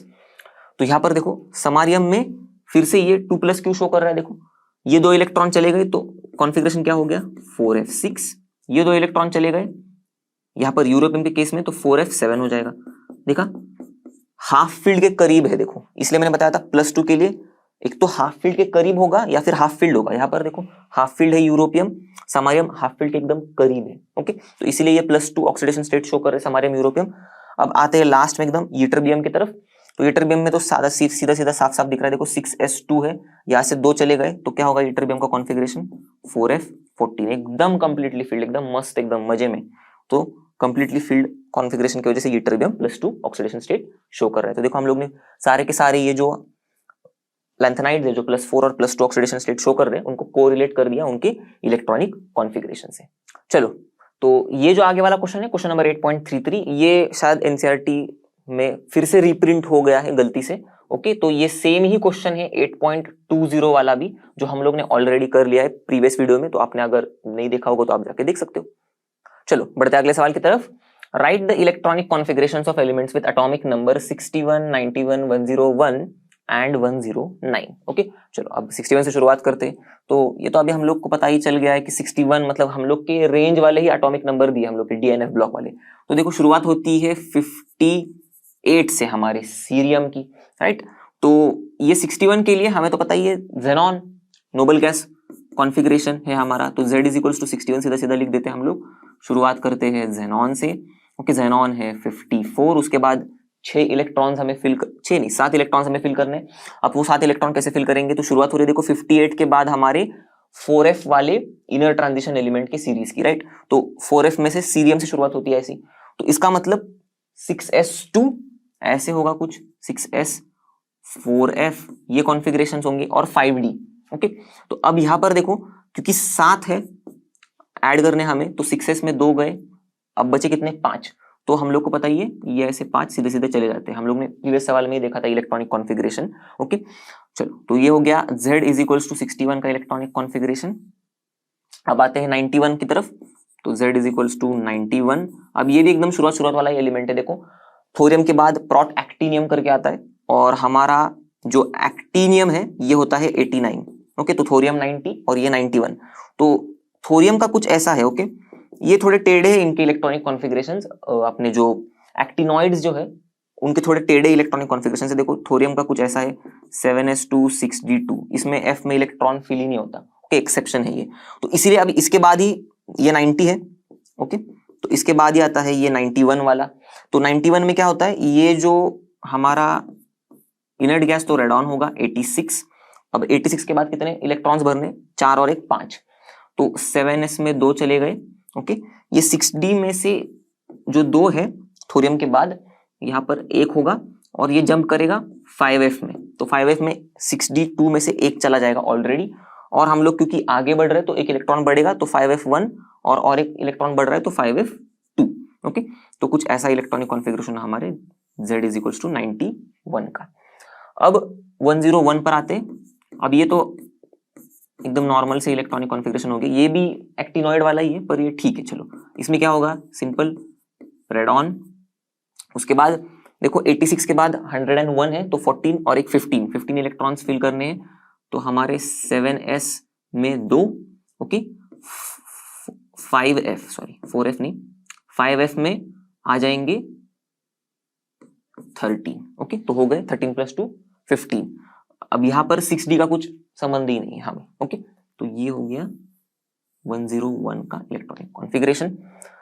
अब आते हैं Z इज इक्वल्स टू 109 की तरफ। ये 109 है, सेम रेडॉन होगा, और फिर यहाँ पर 109 है तो 86 से 109 मतलब यहाँ पर था 101 तक 15, ये 9 मतलब 8 कर दो तो हो गया 23, राइट। तो 7s2 5f14 16 हो गया पूरा। अब कितने बचे, 4 और 3 7, तो 6d7। ओके, ऐसा भरेगा ये वाली शेल्स। तो ये हो गया इसका electronic configuration. Compare the general characteristics of the first series of transition metals with those of second and third series metals in respective vertical columns. Give special emphasis on the following points. First है electronic configuration, तो जिनके ऊपर special emphasis उन्होंने बोला है उनको हम लोग पहले कवर करेंगे। उसके अलावा बाकी के पॉइंट्स भी हम लोग कंसिडर करेंगे जिनके बेसिस पर हम लोग 3D 4D और 5D सीरीज वाले ट्रांजिशन मेटल्स को कंपेयर कर सकते हैं। चलो तो शुरुआत करते हैं इलेक्ट्रॉनिक कॉन्फ़िगरेशन से। सिंपल सा चीज है, हम लोग पढ़ते आ रहे हैं कि जो भी 3D 4D और 5D सीरीज ट्रांजिशन मेटल्स होंगे इनमें रिस्पेक्टिवली इलेक्ट्रॉन्स 3D 4D और 5D ऑर्बिटल्स में फिल होंगे। सिंपल है। अब इसके अलावा हम ये पढ़ चुके हैं कि कोई भी ब्लॉक में, सपोज एस ब्लॉक लो, पी ब्लॉक लो, तो उन ब्लॉक्स में जो भी ग्रुप्स है, जो भी वर्टिकल कॉलम्स है, हर एक वर्टिकल कॉलम का एक स्पेसिफिक इलेक्ट्रॉनिक कॉन्फ़िगरेशन होता है। मतलब हर एक वर्टिकल कॉलम में जितने भी एलिमेंट्स हैं उनके इलेक्ट्रॉनिक कॉन्फ़िगरेशन डिट्टो सेम होते हैं। पर ये चीज डी ब्लॉक वाले एलिमेंट्स के लिए एप्लीकेबल नहीं है। इनके वर्टिकल कॉलम्स अगर आप देखोगे तो बहुत सारे ऐसे वर्टिकल कॉलम्स हैं इनमें जिनमें जो एलिमेंट्स है ये सेम इलेक्ट्रॉनिक कॉन्फ़िगरेशन शो नहीं करते। अब ऐसा क्यों हो रहा है? देखो, क्योंकि इनमें जो कुछ एलिमेंट्स है ये बहुत खुरापती आइडिया कर रहे हैं, बहुत इनके अंदर ऐसी उछल कूद है कि हमें स्टेबल होना है। अब उस स्टेबिलिटी के लिए ये जो डी ऑर्बिटल और एस ऑर्बिटल है इनके बीच में इलेक्ट्रॉन की लेन देन शुरू हो जाती है। अब कैसे कैसे एक्सेप्शन से ये देख लेते हैं हम लोग हर एक 3D 4D और 5D सीरीज में, और कैसे इनके वजह से पर्टिकुलर ग्रुप्स में इलेक्ट्रॉनिक कॉन्फ़िगरेशन सेम नहीं, ये भी देख लेते हैं। तो देखो, जैसे 3D सीरीज में एक्सेप्शन है हमारा क्रोमियम, दिख रहा है आपको 3D5 4s1, होना चाहिए था 3D4 4s2, पर एक इलेक्ट्रॉन एस से लेके डी में डाल दिया, और फिर डी को D5 करने के बाद, हाफ फिल्ड होने के बाद फिर डी तो स्टेबल हो गया, इसीलिए क्रोमियम स्टेबल हो गया, राइट। इसलिए ये सब कुछ चल रहा है क्रोमियम के केस में। कॉपर के केस में भी सेम वैसी चीज है, 3D9 4s2 होना चाहिए था, पर इसमें से एक इलेक्ट्रॉन डी में लेके डी को फुल्ली फिल्ड करके स्टेबल बन गया कॉपर। सेम चीज आएगी अब हम लोग जब डी मतलब 4D वाले एलिमेंट्स की बात करेंगे, पर इनमें थोड़ा मतलब रैंडम है कुछ चीजें। जैसे कि देखो ND4 5s1, अब इसे D5 तो नहीं बन गया ये, ओके, नियोबियम हमारा जो है इसका एक्चुअल में होना चाहिए था 4D3 5s2, D5 नहीं बना पर D5 के क्लोज आ गया, ओके, तो इसीलिए ये 4D4 5s1 है। जैसे कि मॉलिब्डेनम देखो 4D5 5s1, सेम क्रोमियम के जैसे, इसका होना चाहिए था 4D4 5s2, पर एक इलेक्ट्रॉन डी में लेके 4D5 कर दिया और 5s1। Same technetium 4D6 5s1, ruthenium 4D7 5s1, ये भी एक्सेप्शन है, और रोडियम 4D8 5s1, ये भी एक्सेप्शन है। तो याद कैसे रखेंगे? देखो 4D वाले जो एलिमेंट्स है इनमें नियोबियम से शुरुआत होती है कि कुछ ना कुछ मतलब स्टेबिलिटी की तरफ जाना है, तो इसलिए क्या करते हैं, मतलब नियोबियम से शुरुआत होगी एक्सेप्शनल इलेक्ट्रॉनिक कॉन्फ़िगरेशन की, ये याद रखना। तो कैसे होगा? D4s1 D5s1 D6s1 D7s1 D8s1, ऐसा कॉन्फ़िगरेशन होगा रोडियम तक। अब आपको तो पता ही है 4 और 5 ही होंगे, ओके, डी कौन से होंगे? 4 और 5 वाले। अब आते हैं पैलाडियम तक।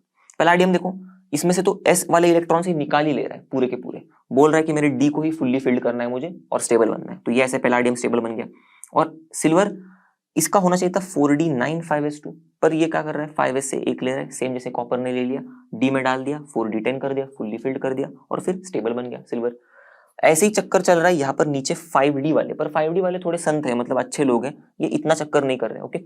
यहाँ पर सिर्फ प्लैटिनम और गोल्ड में कुछ अदला बदली हो रही है। देखो प्लैटिनम के केस में 5D8 6s2 होना चाहिए था, पर हो रहा है 5D9 6s1, इसमें से एक ले लिया, ओके।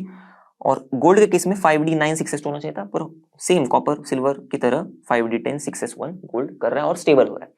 तो ये सारे थे exceptional electronic configurations D block वाले एलिमेंट्स के, मतलब 3D 4D और 5D वाले एलिमेंट्स के, इन जिनके वजह से हर एक, मतलब हम लोग ग्रुप देखेंगे तो जिनकी वजह से जो ग्रुप में इलेक्ट्रॉनिक कॉन्फ़िगरेशन सेम होनी चाहिए थी हर एक एलिमेंट की, वो नहीं हो पा रही है। जैसे कि कौन से ग्रुप में नहीं हो पा रही है? जैसे इनके इस एक्सेप्शनल कॉन्फ़िगरेशन की वजह से ग्रुप 5 में सेम नहीं है, ग्रुप 6 में सेम नहीं, इनके वजह से ग्रुप 7 में सेम नहीं है, इसके वजह से ग्रुप 8 में इलेक्ट्रॉनिक कॉन्फ़िगरेशन सेम नहीं हो पा रहा है, ग्रुप 9 में, ग्रुप 10 में। अब ग्रुप 11 क्योंकि एक्सेप्शनल है, पर फिर भी सारे के सारे सेम है इलेक्ट्रॉनिक कॉन्फ़िगरेशन, इसलिए ये दिखा रहा है सेम इलेक्ट्रॉनिक कॉन्फ़िगरेशन, ओके। और ग्रुप 12 की बात करें तो ये तो मतलब ग्रुप 12 या फिर ग्रुप 4 ग्रुप 3, इनमें कोई एक्सेप्शन नहीं है, ये बेचारे एकदम अच्छे तरीके से सभी लोग एक ही पैटर्न फॉलो कर रहे हैं इलेक्ट्रॉनिक कॉन्फ़िगरेशन का। तो आपको समझ में आ गया रहेगा, देखो ग्रुप 3 ग्रुप 4 और ग्रुप 11 ग्रुप 12 ये फॉलो कर रहे हैं इलेक्ट्रॉनिक कॉन्फ़िगरेशन को, इनके एलिमेंट्स फॉलो कर रहे हैं पूरी तरीके से अच्छे से, एकदम सिमिलर इलेक्ट्रॉनिक कॉन्फ़िगरेशन से इनके। और जो ग्रुप 5 से लेकर ग्रुप 10 तक है ये फॉलो नहीं कर रहे ड्यू टू सम एक्सेप्शंस। एक खास बात थी ग्रुप 11 की, जिसमें एक्सेप्शंस होते हुए भी ये फॉलो कर रहे हैं, मतलब इनके एलिमेंट्स जो है ये इलेक्ट्रॉनिक कॉन्फ़िगरेशन इनके सेम है, ओके। चलो बस इतना ही समझना था। चलो अब अगले पॉइंट को कंसिडर करते हैं, ओके, जिनको एम्फसाइज करने के लिए बोला है हमें। तो दूसरा है ऑक्सीडेशन स्टेट्स। तो जैसे जैसे हम लोग 3D से 4D और 5D ट्रांजिशन एलिमेंट्स की तरफ आते हैं, मतलब डाउन द ग्रुप, ओके, तो क्या होता है, हायर ऑक्सीडेशन स्टेट्स जो है, ओके, मैं यहां पर लिख देता हूं, इनकी स्टेबिलिटी इंक्रीज होती है। ओके, मतलब एग्जांपल की मदद से समझेंगे। देखो जैसे कि हम लोग क्रोमियम, मॉलिब्डेनम और टंगस्टन, ये एक ही वर्टिकल कॉलम में एक ही ग्रुप वाले एलिमेंट्स है।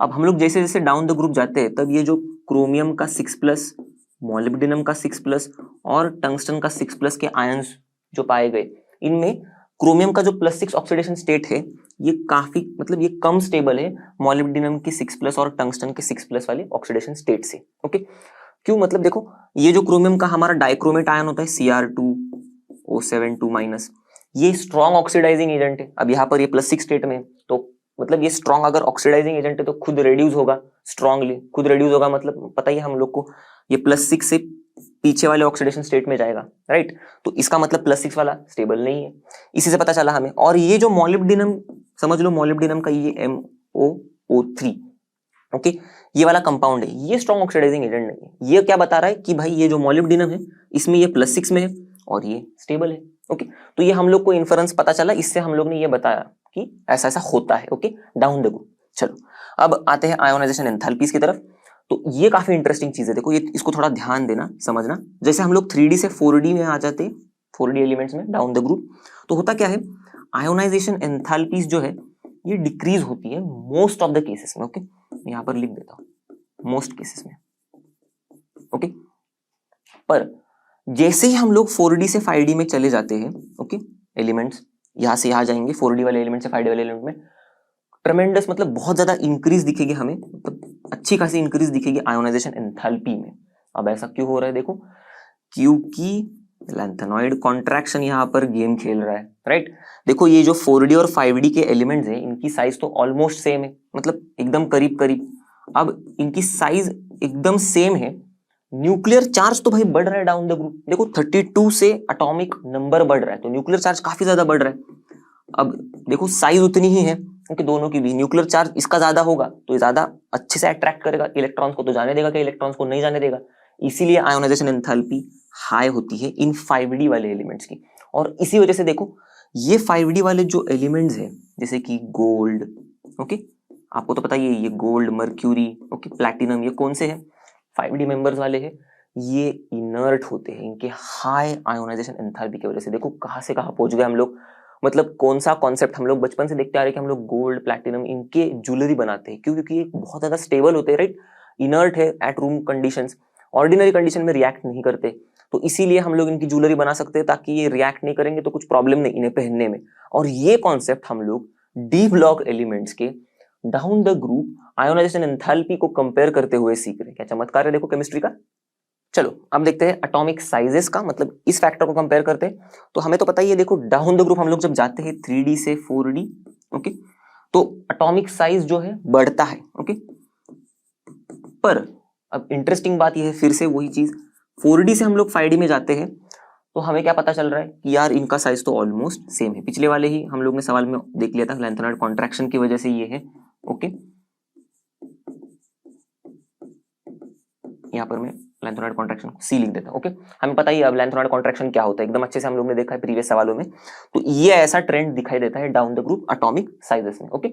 चलो अब कुछ फिजिकल प्रॉपर्टीज को डिस्कस कर लेते हैं। इनके अलावा भी, मतलब ये जो जनरल एम्फसाइज करने के लिए हमें बोला था, उनके अलावा हम लोग दो फिजिकल प्रॉपर्टीज को देखेंगे, मेल्टिंग पॉइंट को और दूसरी है एंथैल्पी ऑफ एटोमाइजेशन को, ओके।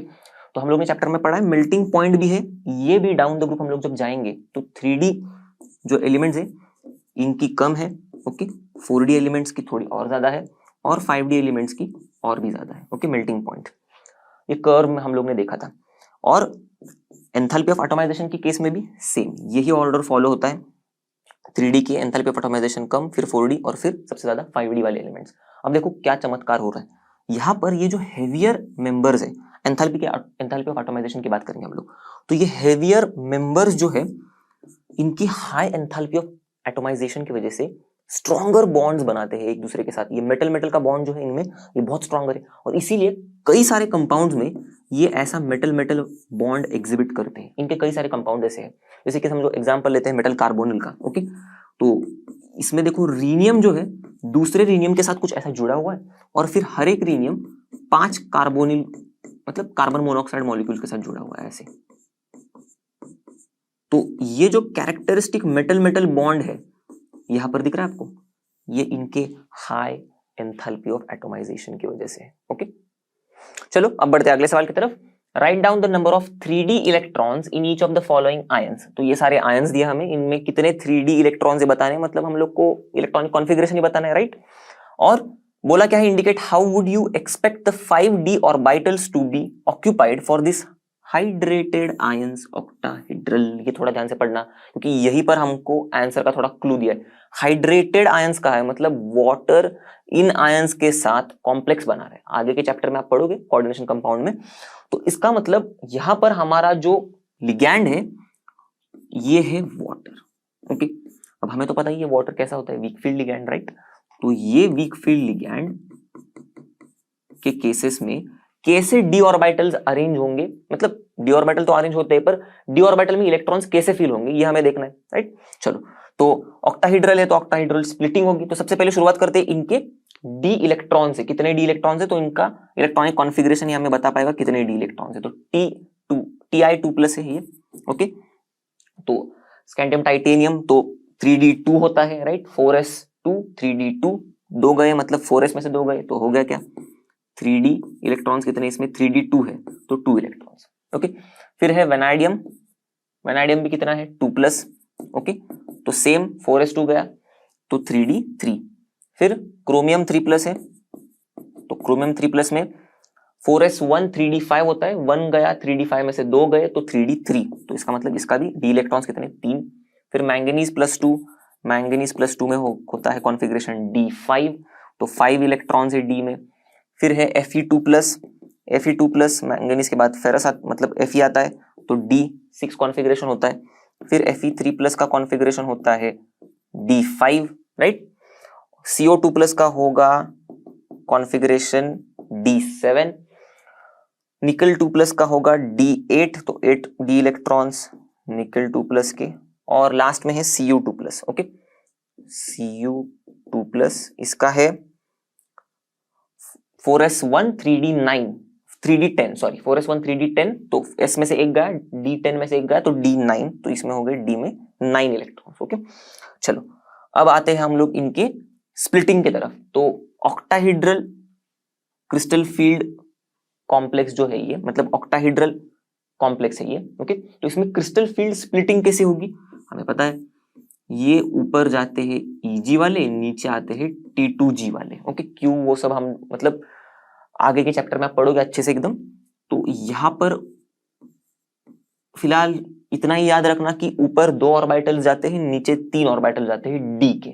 ओके अब इनमें डिस्ट्रीब्यूशन कैसे होगा तो ये जो आप पढ़ोगे आगे के चैप्टर में क्रिस्टल फील्ड स्प्लिटिंग वाला थ्योरी, तो इसमें वाटर वीक फील्ड लिगैंड की तरह काम कर रहा है। मतलब ये जो स्प्लिटिंग है ऐसे समझ लो ये हो रही है ना, तो वाटर का ऐसा मानना है कि जो भी इलेक्ट्रॉन्स फिल हो रहे हैं ओके तो ये आराम से यहां पर अगर 3 इलेक्ट्रॉन्स फिल हो गए, अब जो 4th इलेक्ट्रॉन है तो वाटर बोलता है कि चलेगा तू जा ऊपर वाले लेवल में तू जा सकता है, इलेक्ट्रॉन को बोलता है। फिर 5th वाले को बोलेगा हाँ ऊपर वाले इलेक्ट्रॉन में जा, मतलब ऊपर वाले लेवल में तू जा सकता है और उस ऑर्बिटल को तो ऑक्यूपाई कर सकता है। फिर उसके बाद होगा पेयरिंग शुरू। ओके तो पेयरिंग शुरू होगा तो ये नीचे वाला पेयर होना शुरू होगा, फिर D6 D7 D8 ऐसे। ओके फिर ये नीचे वाले पेयर हो गए पूरे के पूरे तो फिर ऊपर वाला पेयर होना शुरू होगा। तो मतलब सिंपल सी बात ये है, आप इतना समझ लो हंड्स रूल हम लोग कैसे फॉलो करते हैं वैसे ही कुछ होगा यहाँ पर भी, एकदम सिंपल सा हंड्स रूल फॉलो होगा जहां पर हर एक ऑर्बिटल में एक एक इलेक्ट्रॉन होना चाहिए, उसके बाद ही भैया पेयरिंग होगी। बस हम लोग ने ऑर्बिटल्स को ऐसे समझ लो स्प्लिट कर दिया है। ओके इसीलिए तो हम लोग क्रिस्टल फील्ड स्प्लिटिंग कह रहे हैं उसको। तो स्प्लिट करने के बाद भी सेम ही हो रहा है, हंड्स रूल ही फॉलो हो रहा है इन केस ऑफ वाटर जो है वीक फील्ड लिगैंड। अब यहां तक कहानी समझ में आ गई। चलो तो अब क्या करेंगे हम लोग, अब ये जो डी वाले इलेक्ट्रॉन है ये कैसे फिल हो रहे हैं कैसे बताएंगे। तो देखो सिंपल सी चीज है, अब मैंने क्या बताया था, ये जो T2G वाले है ये नीचे 3 है, Eg में ऊपर 2 है। अब इसके केस में देखो डी में 2 ही इलेक्ट्रॉन है, सिंपल सी बात है। तो हंड्स रूल के अनुसार ये पहले फिल होंगे फिर बाद में ये होंगे। ओके तो ये 1 और 2 सिंपल सी बात है, कुछ पेयरिंग का झमेला ही नहीं। तो क्या हुआ T2G में कितने हो गए 2 हो गए। तो हम लोग क्या लिखेंगे फिर यहाँ पर कैसे डी ऑर्बिटल ऑक्यूपाई हो रहा है, T2G वाला ऑर्बिटल ऑक्यूपाई हो रहा है, कितना हो रहा है 2, Eg तो भैया 0 है तो आपको चाहिए तो Eg लिख दो 0। ओके चलो अब आते हैं वेनाडियम की तरफ। तो ये 3 है तो फिर से यहाँ पर देखो एक और इलेक्ट्रॉन हम लोग लगा देंगे तो 3 हो गया, कोई दिक्कत नहीं कोई मारामारी नहीं। चलो तो फिर यहाँ पर क्या हो गया T2G 3, Eg0। अब Cr3+ ये भी 3 है, तो सेम T2G3 Eg0। इनके केसेस में भी ऐसी ही कुछ फीलिंग होगी, एकदम डिट्टो नंबर ऑफ, मतलब same he number of D electrons है ना, इसीलिए। तो 3 है तो वहां पर भी 3 ऐसे फील हो जाएंगे, तो T2G3 Eg0। फिर आगे हम लोग मैंगनीज की तरफ, इसमें 5 है, तो वाटर क्या बोल रहा है, मतलब हर्ट्ज रूल फॉलो हो रहा है, तो आगे वाले में भी 2 इलेक्ट्रॉन्स ऐसे भर जाएंगे, ऊपर वाले में भी। ओके, तो Eg2 हो जाएगा इसके केस में, तो T2G3 Eg2 ऐसे। F6 है, तो फिर से देखो छठवां इलेक्ट्रॉन पेयर होगा, नीचे आएगा, तो क्या होगा T2G4 Eg2 ऐसे, तो T2G4 Eg2। फिर सेम, फिर से देखो 5 इलेक्ट्रॉन्स है, तो सेम ही ऑक्यूपाई होगा, मतलब सेम ही डी ऑर्बिटल्स, सेम तरीके से डी ऑर्बिटल्स ऑक्यूपाई होंगे, ये 5 और ये 5 एकदम डिट्टो सेम होगा, T2G3 Eg2 T2G3 Eg2। Okay, ये वाला मैं आगे लिख देता हूं, थोड़ा कंफ्यूजन ना हो। ओके, नीचे ज्यादा नहीं लिखते। तो CO2+ है 7। अब 7 देखो कैसे होगा, ये देखो 5 तो हो गए, छठवा हो गया, 7th यहां पर ऐड होगा। ओके, तो T2G5 Eg2, तो T2G5 Eg2। अब Ni2+, ये 8 है, इसके केस में भी क्या होगा, T2G6 Eg2।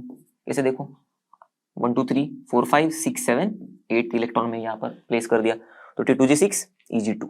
ओके, और ये कॉपर है हमारा लास्ट में। ओके, इसका कैसे होगा, T2G6 ही रहेगा। ओके, इसमें तो 9 है, तो ये 5 हो गए, 6 7 8 और फिर 9 ऊपर जाएगा, तो Eg3 हो जाएगा। तो T2G6 नीचे वैसे के वैसे ही, और ये हो गया सॉरी Eg3। ओके, तो कुछ ऐसे डी ऑर्बिटल्स ऑक्यूपाई होंगे। आपको ये कॉन्सेप्ट एकदम अच्छे से समझ में आएगा अगर आपको क्रिस्टल फील्ड स्प्लिटिंग पता होगी। हम लोग आगे के चैप्टर में वो एकदम अच्छे से आप पढ़ ही लोगे। ओके, तब जाके फिर से आना इस सवाल पर, और फिर आपको एकदम इजी लगेगा ये सवाल समझने में। ओके, चलो अब बढ़ते हैं अगले सवाल की तरफ। Comment on the statement that elements of the first transition series possess many properties different from those of heavier transition elements। मतलब 4D और 5D वाले ओके हेवियर वाले होते हैं, फर्स्ट वाले तो मतलब 3D वाले। अब हम लोग ने यही क्वेश्चन को मतलब थोड़े अलग तरीके से पढ़ा है, थोड़े अलग तरीके से इसके कॉन्सेप्ट समझे थे क्वेश्चन नंबर 35 में। ओके, बस वही कॉन्सेप्ट्स को थोड़ा सा ट्विस्ट करके समझना है और इस आंसर को लिख देना है, मतलब इस आंसर को भी समझना है। देखो, जैसे कि हम लोग ने एटॉमिक साइज देखा था, 3D के जो एलिमेंट्स है 3D सीरीज के, इनका एटॉमिक साइज कम है एज कंपेयर टू 4D और 5D, जिनके केस में अब ये जो 4D और 5D है, इनके एटॉमिक साइजेस ऑलमोस्ट एक दूसरे के जैसे ही है, सेम है, राइट? क्यों? लैंथोनाइड कॉन्ट्रैक्शन की वजह से। फिर ये जो ऑक्सीडेशन स्टेट है, ओके, तो 4D और 5D जो एलिमेंट्स है, ये इनके जो हायर ऑक्सीडेशन स्टेट्स होते हैं, ये ज्यादा स्टेबल होते हैं देन 3D वाले एलिमेंट से। ओके, ये एक अलग प्रॉपर्टी है इनके पास। फिर आयोनाइजेशन एंथैल्पी की बात करेंगे तो आयोनाइजेशन एंथैल्पी के वजह से ये जो 5D वाले जो ट्रांजिशन एलिमेंट्स है, ये इनर्ट है नेचर में, राइट? उनकी आयोनाइजेशन एंथैल्पी काफी ज्यादा हाई है, पर ये जो 3D वाले हैं ये तो इनर्ट नहीं है। ओके, ये तो रिएक्ट करते हैं। चलो अब मेल्टिंग पॉइंट की बात करेंगे, तो मेल्टिंग पॉइंट में हम लोग ने देखा था, हम लोग चैप्टर में भी पढ़ा है, काफी बड़े बड़े कर्व्स है 4D और 5D के, और 3D का बेचारा नीचे से जा रहा है कर्व उनके। तो इसी से हम लोग को क्या पता चल रहा था कि 3D वाले जो एलिमेंट्स है, इनके मेल्टिंग पॉइंट्स, बॉइलिंग पॉइंट नहीं, मेल्टिंग पॉइंट्स जो है उसका ग्राफ हम लोग ने देखा था चैप्टर में। तो ये जो मेल्टिंग पॉइंट्स है 3D के, ये कम है 3D वाले एलिमेंट्स के, कम है एज कंपेयर टू 4D और 5D। और सिमिलरली वैसे हम लोग ने यहाँ पर पिछले प्रीवियस सवाल में भी देखा कि एंथैल्पी ऑफ एटोमाइजेशन जो भी है, ओके, एंथैल्पी ऑफ एटोमाइजेशन ये भी 3D एलिमेंट्स की कम है एज कंपेयर टू 4D और 5D। और इसी की वजह से ये जो हेवियर एलिमेंट्स है 4D और 5D, हम लोग ने देखा था कि ये metal metal type of bonding दिखाते हैं उनके कंपाउंड्स में। एक एग्जांपल भी देखा था रीनियम का मेटल कार्बोनिल, राइट? चलो अब देखते हैं इस चैप्टर का लास्ट सवाल। What can be inferred from the magnetic moment values of the following complex species? Okay, तो कुछ कॉम्प्लेक्स स्पीशीज दिए हैं हमें, उनके मैग्नेटिक मोमेंट के वैल्यूज दिए। तो मैं तो एडवाइस करूंगा कि आप ये जो सवाल है, आप पहले कोऑर्डिनेशन कंपाउंड का चैप्टर अच्छे से पढ़ लो, उसके बाद ये सवाल सॉल्व करने को अगर आप आओगे तो आपको बहुत अच्छे से समझ में आएगा। ओके, अब अगर आपको सीखना ही है अभी तो ठीक है, मतलब एकदम कॉन्साइज करके मैं ट्राई करता हूँ, आपको समझाने की कोशिश करता हूँ, क्योंकि काफी सारे कॉन्सेप्ट इन्वॉल्व है इसमें।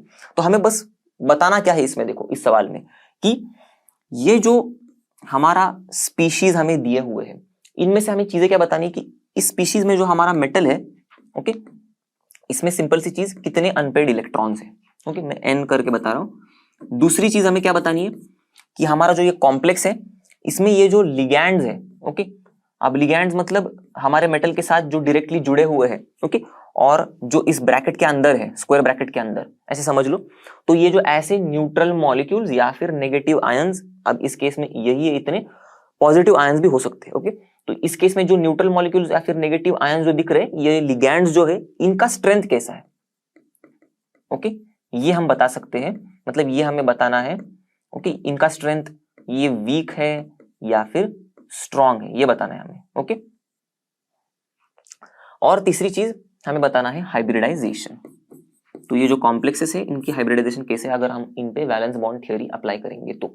अब वैलेंस बॉन्ड थ्योरी आगे के चैप्टर में आप पढ़ लोगे कि कोऑर्डिनेशन स्पीशीज पर, मतलब कोऑर्डिनेशन कंपाउंड पर वैलेंस बॉन्ड थ्योरी कैसे अप्लाई करना है, क्या होता है, ओके।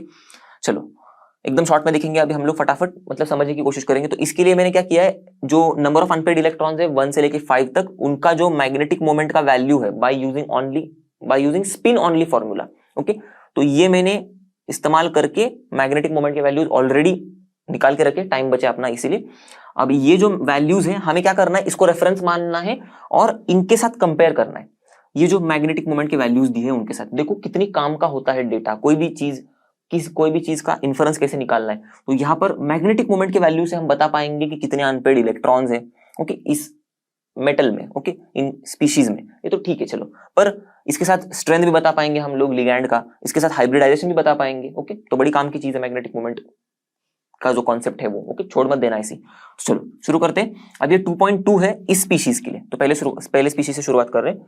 अब 2.2 है तो मतलब हम लोग रेफरेंस मान रहे हैं, तो देखो 1.73 2.82 किसके करीब है, इन दोनों के करीब है, इनमें से सबसे करीब इसके ही है, देखो 1.73।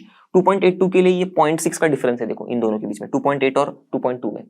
1.73 और 2.2 में मतलब 0.5 का ही डिफरेंस है ऑलमोस्ट। तो ये करीब 1.73 के आसपास है।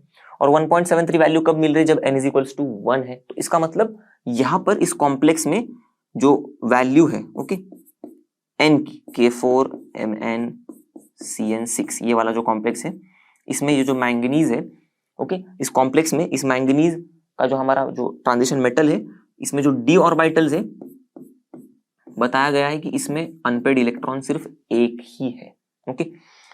चलो तो अब ये समझ लेते हैं कि ये स्ट्रॉन्ग या फिर वीक कैसे बताना है लिगैंड को।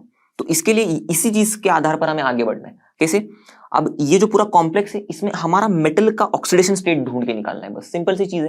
तो ये जो पूरा कॉम्प्लेक्स स्पीशीज है उसके बाहर जो ये आयंस है, हम इन्हें काउंटर आयंस कहते हैं। तो इन काउंटर आयंस के ऊपर का चार्ज देखना है, तो हमें ऑटोमेटिकली स्पीशीज के ऊपर का चार्ज पता चल जाएगा, ओके। तो इसके ऊपर चार्ज होगा +4, क्योंकि एक पोटेशियम के ऊपर +1 होता है, तो पूरे स्पीशीज के ऊपर क्या होगा -4, राइट। अब मैंगनीज और साइनाइड में से ये होता है -1, ओके, इसका ढूंढना है हमें। तो -1 होता है 1 का, 6 है मतलब -6 है, ओके, इसको बाहर भेज देंगे तो +6 हो जाएगा, राइट। -4 + 6, तो हमारे मैंगनीज का चार्ज क्या मिला हमें, +2। अब ध्यान से समझ लेना, मैंगनीज जब +2 में होगा तो इसका कॉन्फ़िगरेशन क्या है, 3d5, करेक्ट। तो इसका मतलब इसके d ऑर्बिटल में, ओके, मस्त एकदम एक एक इलेक्ट्रॉन बैठे हुए हैं, ऐसे आराम कर रहे हैं, हर एक ऑर्बिटल में एक एक इलेक्ट्रॉन बैठा हुआ है, अनपेयर्ड है पूरे के पूरे। अब पता क्या चल रहा है हमें मैग्नेटिक मोमेंट की वैल्यू से, कि इस कॉम्प्लेक्स में, ओके, K4MnCn6 वाले कॉम्प्लेक्स में मैंगनीज के d ऑर्बिटल में सिर्फ एक ही अनपेयर्ड इलेक्ट्रॉन है। तो कुछ तो ऐसा हो रहा है कि जिसकी वजह से ये जो अनपेयर्ड इलेक्ट्रॉन है ये पेयर हो रहे हैं। एक अनपेयर्ड इलेक्ट्रॉन है मतलब कैसे इलेक्ट्रॉन अरेंज है, देखो 1 2 3 4 और 5, तो ऐसे अरेंज है जिसमें एक ही अनपेयर्ड इलेक्ट्रॉन है। देखो तो हो क्या रहा है, ये जो साइनाइड है इसका मतलब हमारा ये जो लिगैंड है ये आके इलेक्ट्रॉन को बोल रहा है चलो भैया पुश हो जाओ अंदर के बॉक्स में बैठ जाओ। तो होगा क्या, ये जो है इसके साथ चला जाएगा, पेयर हो जाएगा, ऐसे समझ लो। ये वाला जो है इसके साथ चला जाएगा, पेयर हो जाएगा। तो बचा क्या, देखो ये पेयर हो जाएगा, ये पेयर हो जाएगा, देखो पेयर हो गए, और ये अकेला बच जाएगा, देखो बाहर। तो इसीलिए एक अनपेयर्ड इलेक्ट्रॉन है। अब देखो ये जो साइनाइड पेयरिंग करवा रहा है, तो आप आगे के चैप्टर में पढ़ोगे, ऐसा पेयरिंग करवा रहा है, इसीलिए ये स्ट्रॉन्ग लिगैंड है, ओके। चलो तो दो चीजें बता दी हम लोग ने, कि पहले n की वैल्यू, स्ट्रॉन्ग लिगैंड या वीक लिगैंड है, हमारा लिगैंड पता चल गया। अब बताएंगे हाइब्रिडाइजेशन क्या है। अब सिंपल सी चीजें देखो, यहाँ पर ओके ये ऑर्बिटल है, थोड़ा शेप चेंज हो गया। अब यहाँ पर कुछ ऐसा हो रहा है, देखो अनपेयर्ड इलेक्ट्रॉन्स जो है वो पेयर हो रहे हैं, और मैंगनीज के डी ऑर्बिटल में इलेक्ट्रॉन कुछ ऐसे है। अब ये जो साइनाइड है कितने हैं, 6 है।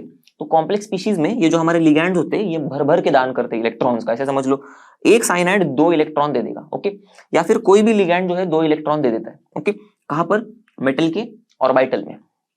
तो ये है 3D वाला, ओके, आगे होगा 4s वाला, ओके, और फिर आगे होगा 4p वाला ऑर्बिटल। तो अभी साइनाइड तो हमें 6 है हमारे कॉम्प्लेक्स में, तो 6 साइनाइड 12 इलेक्ट्रॉन का दान करेंगे, इसलिए हम लोग ने क्या किया, देखो रेडी करवाए 6 ऑर्बिटल रेडी करवाए। देखो तो यहां पर साइनाइड कुछ ऐसे इलेक्ट्रॉन का दान कर रहा है। मैं थोड़ा डार्क कर लेता हूं इसको, 1 2 3 4, ओके, 5 6 7 8 9 10 11 12, ओके। चलो तो ये 12 इलेक्ट्रॉन्स का दान ऐसा हो गया साइनाइड की तरफ से। अब वैलेंस बॉन्ड थ्योरी के हिसाब से देखो हम लोग ने ऑर्बिटल कौन से इन्वॉल्व किए हैं डोनेशन के लिए, ओके, ये देखो D के 2, S का 1 और P के 3, तो इसीलिए D2sp3 हाइब्रिडाइजेशन है इस कॉम्प्लेक्स का, हमारे K4MnCn6 का, ओके। अब कहानी समझ में आ गई होगी आई होप। अब इसी तरह से हमें आगे FeH2O6 2+ का देखना है। चलो अब बढ़ते हैं, ये वाला कॉम्प्लेक्स FeH2O6 2+। अब इस केस में देखो वैल्यू क्या है, 5.3 बोहर मैग्नेटिक मोमेंट पाया गया है इस कॉम्प्लेक्स स्पीशीज का। तो इसका मतलब हम लोग अभी रेफरेंस से मैच करने की कोशिश करेंगे, तो कहां पर एक क्लोज देखो 5.9 है, 4.8 है, पर इसमें देखो 4.89 है, मतलब 4.9 की तरफ ही है। 4.9 से 5.3 का फासला एकदम 0.4 का ही है। यहाँ पर देखो 5.9 और 5.3 में 0.6 का फासला है, तो इसका मतलब ये जो है 4.89 के करीब है। तो इसका मतलब n का वैल्यू क्या है, 4। तो इस कॉम्प्लेक्स में हमारा जो आयन है इसका n का वैल्यू है 4। इसका मतलब इस कॉम्प्लेक्स में आयन का जो d ऑर्बिटल है उसमें 4 अनपेड इलेक्ट्रॉन्स है। अब देखेंगे हम लोग वाटर का तो न्यूट्रल होता है, ओके, जीरो चार्ज नहीं होता, न्यूट्रल होता है ये, इसीलिए Fe के ऊपर +2 चार्ज है। अब Fe+2 में क्या होता है, 3d6 होता है, राइट। और 3d6 में जो d ऑर्बिटल्स है इसमें 1 2 3 4 5 और 6, तो बरोबर एकदम 4 अनपेड इलेक्ट्रॉन्स d6 में है Fe2+ में, ओके। अगर हम लोग इन लिगैंड्स का इन्फ्लुएंस नहीं कंसिडर करेंगे तो, ओके, सिर्फ Fe2+ कंसिडर कर रहे हैं, तो 4 अनपेड इलेक्ट्रॉन्स बरोबर है। हमें भी हमारे मैग्नेटिक मोमेंट के वैल्यू से पता चल रहा है कि 4 अनपेड इलेक्ट्रॉन्स है। अब थोड़ा सोचो इसका मतलब क्या है।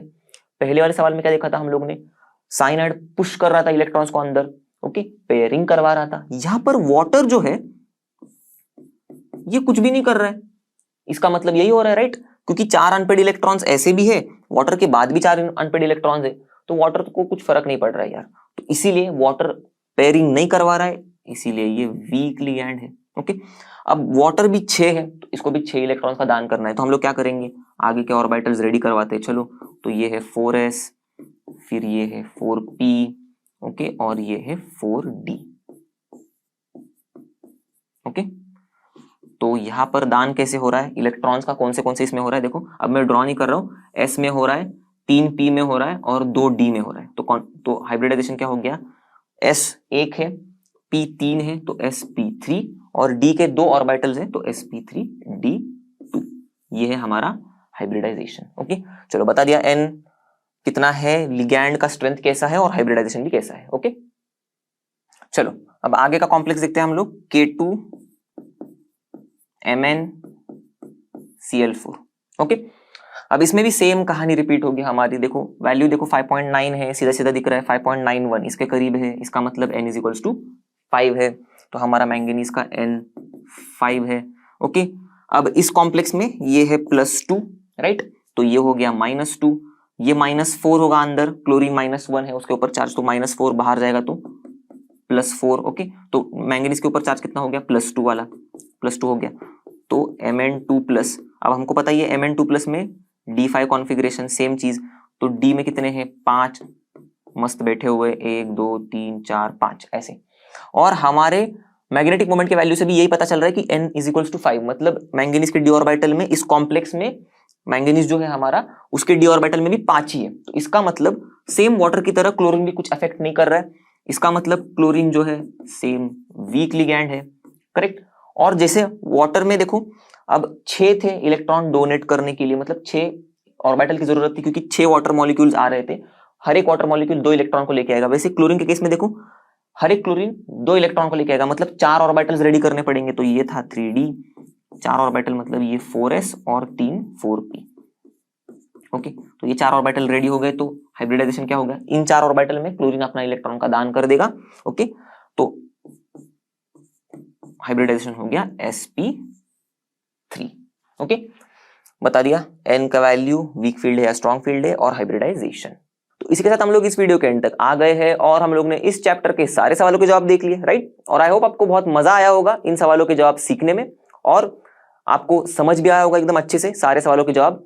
और जैसे कि आप सभी को पता है लर्नो मतलब फ्री है पर बेस्ट है। तो मिलते हैं अगले वीडियो में, तब तक के लिए bye bye and have a great day.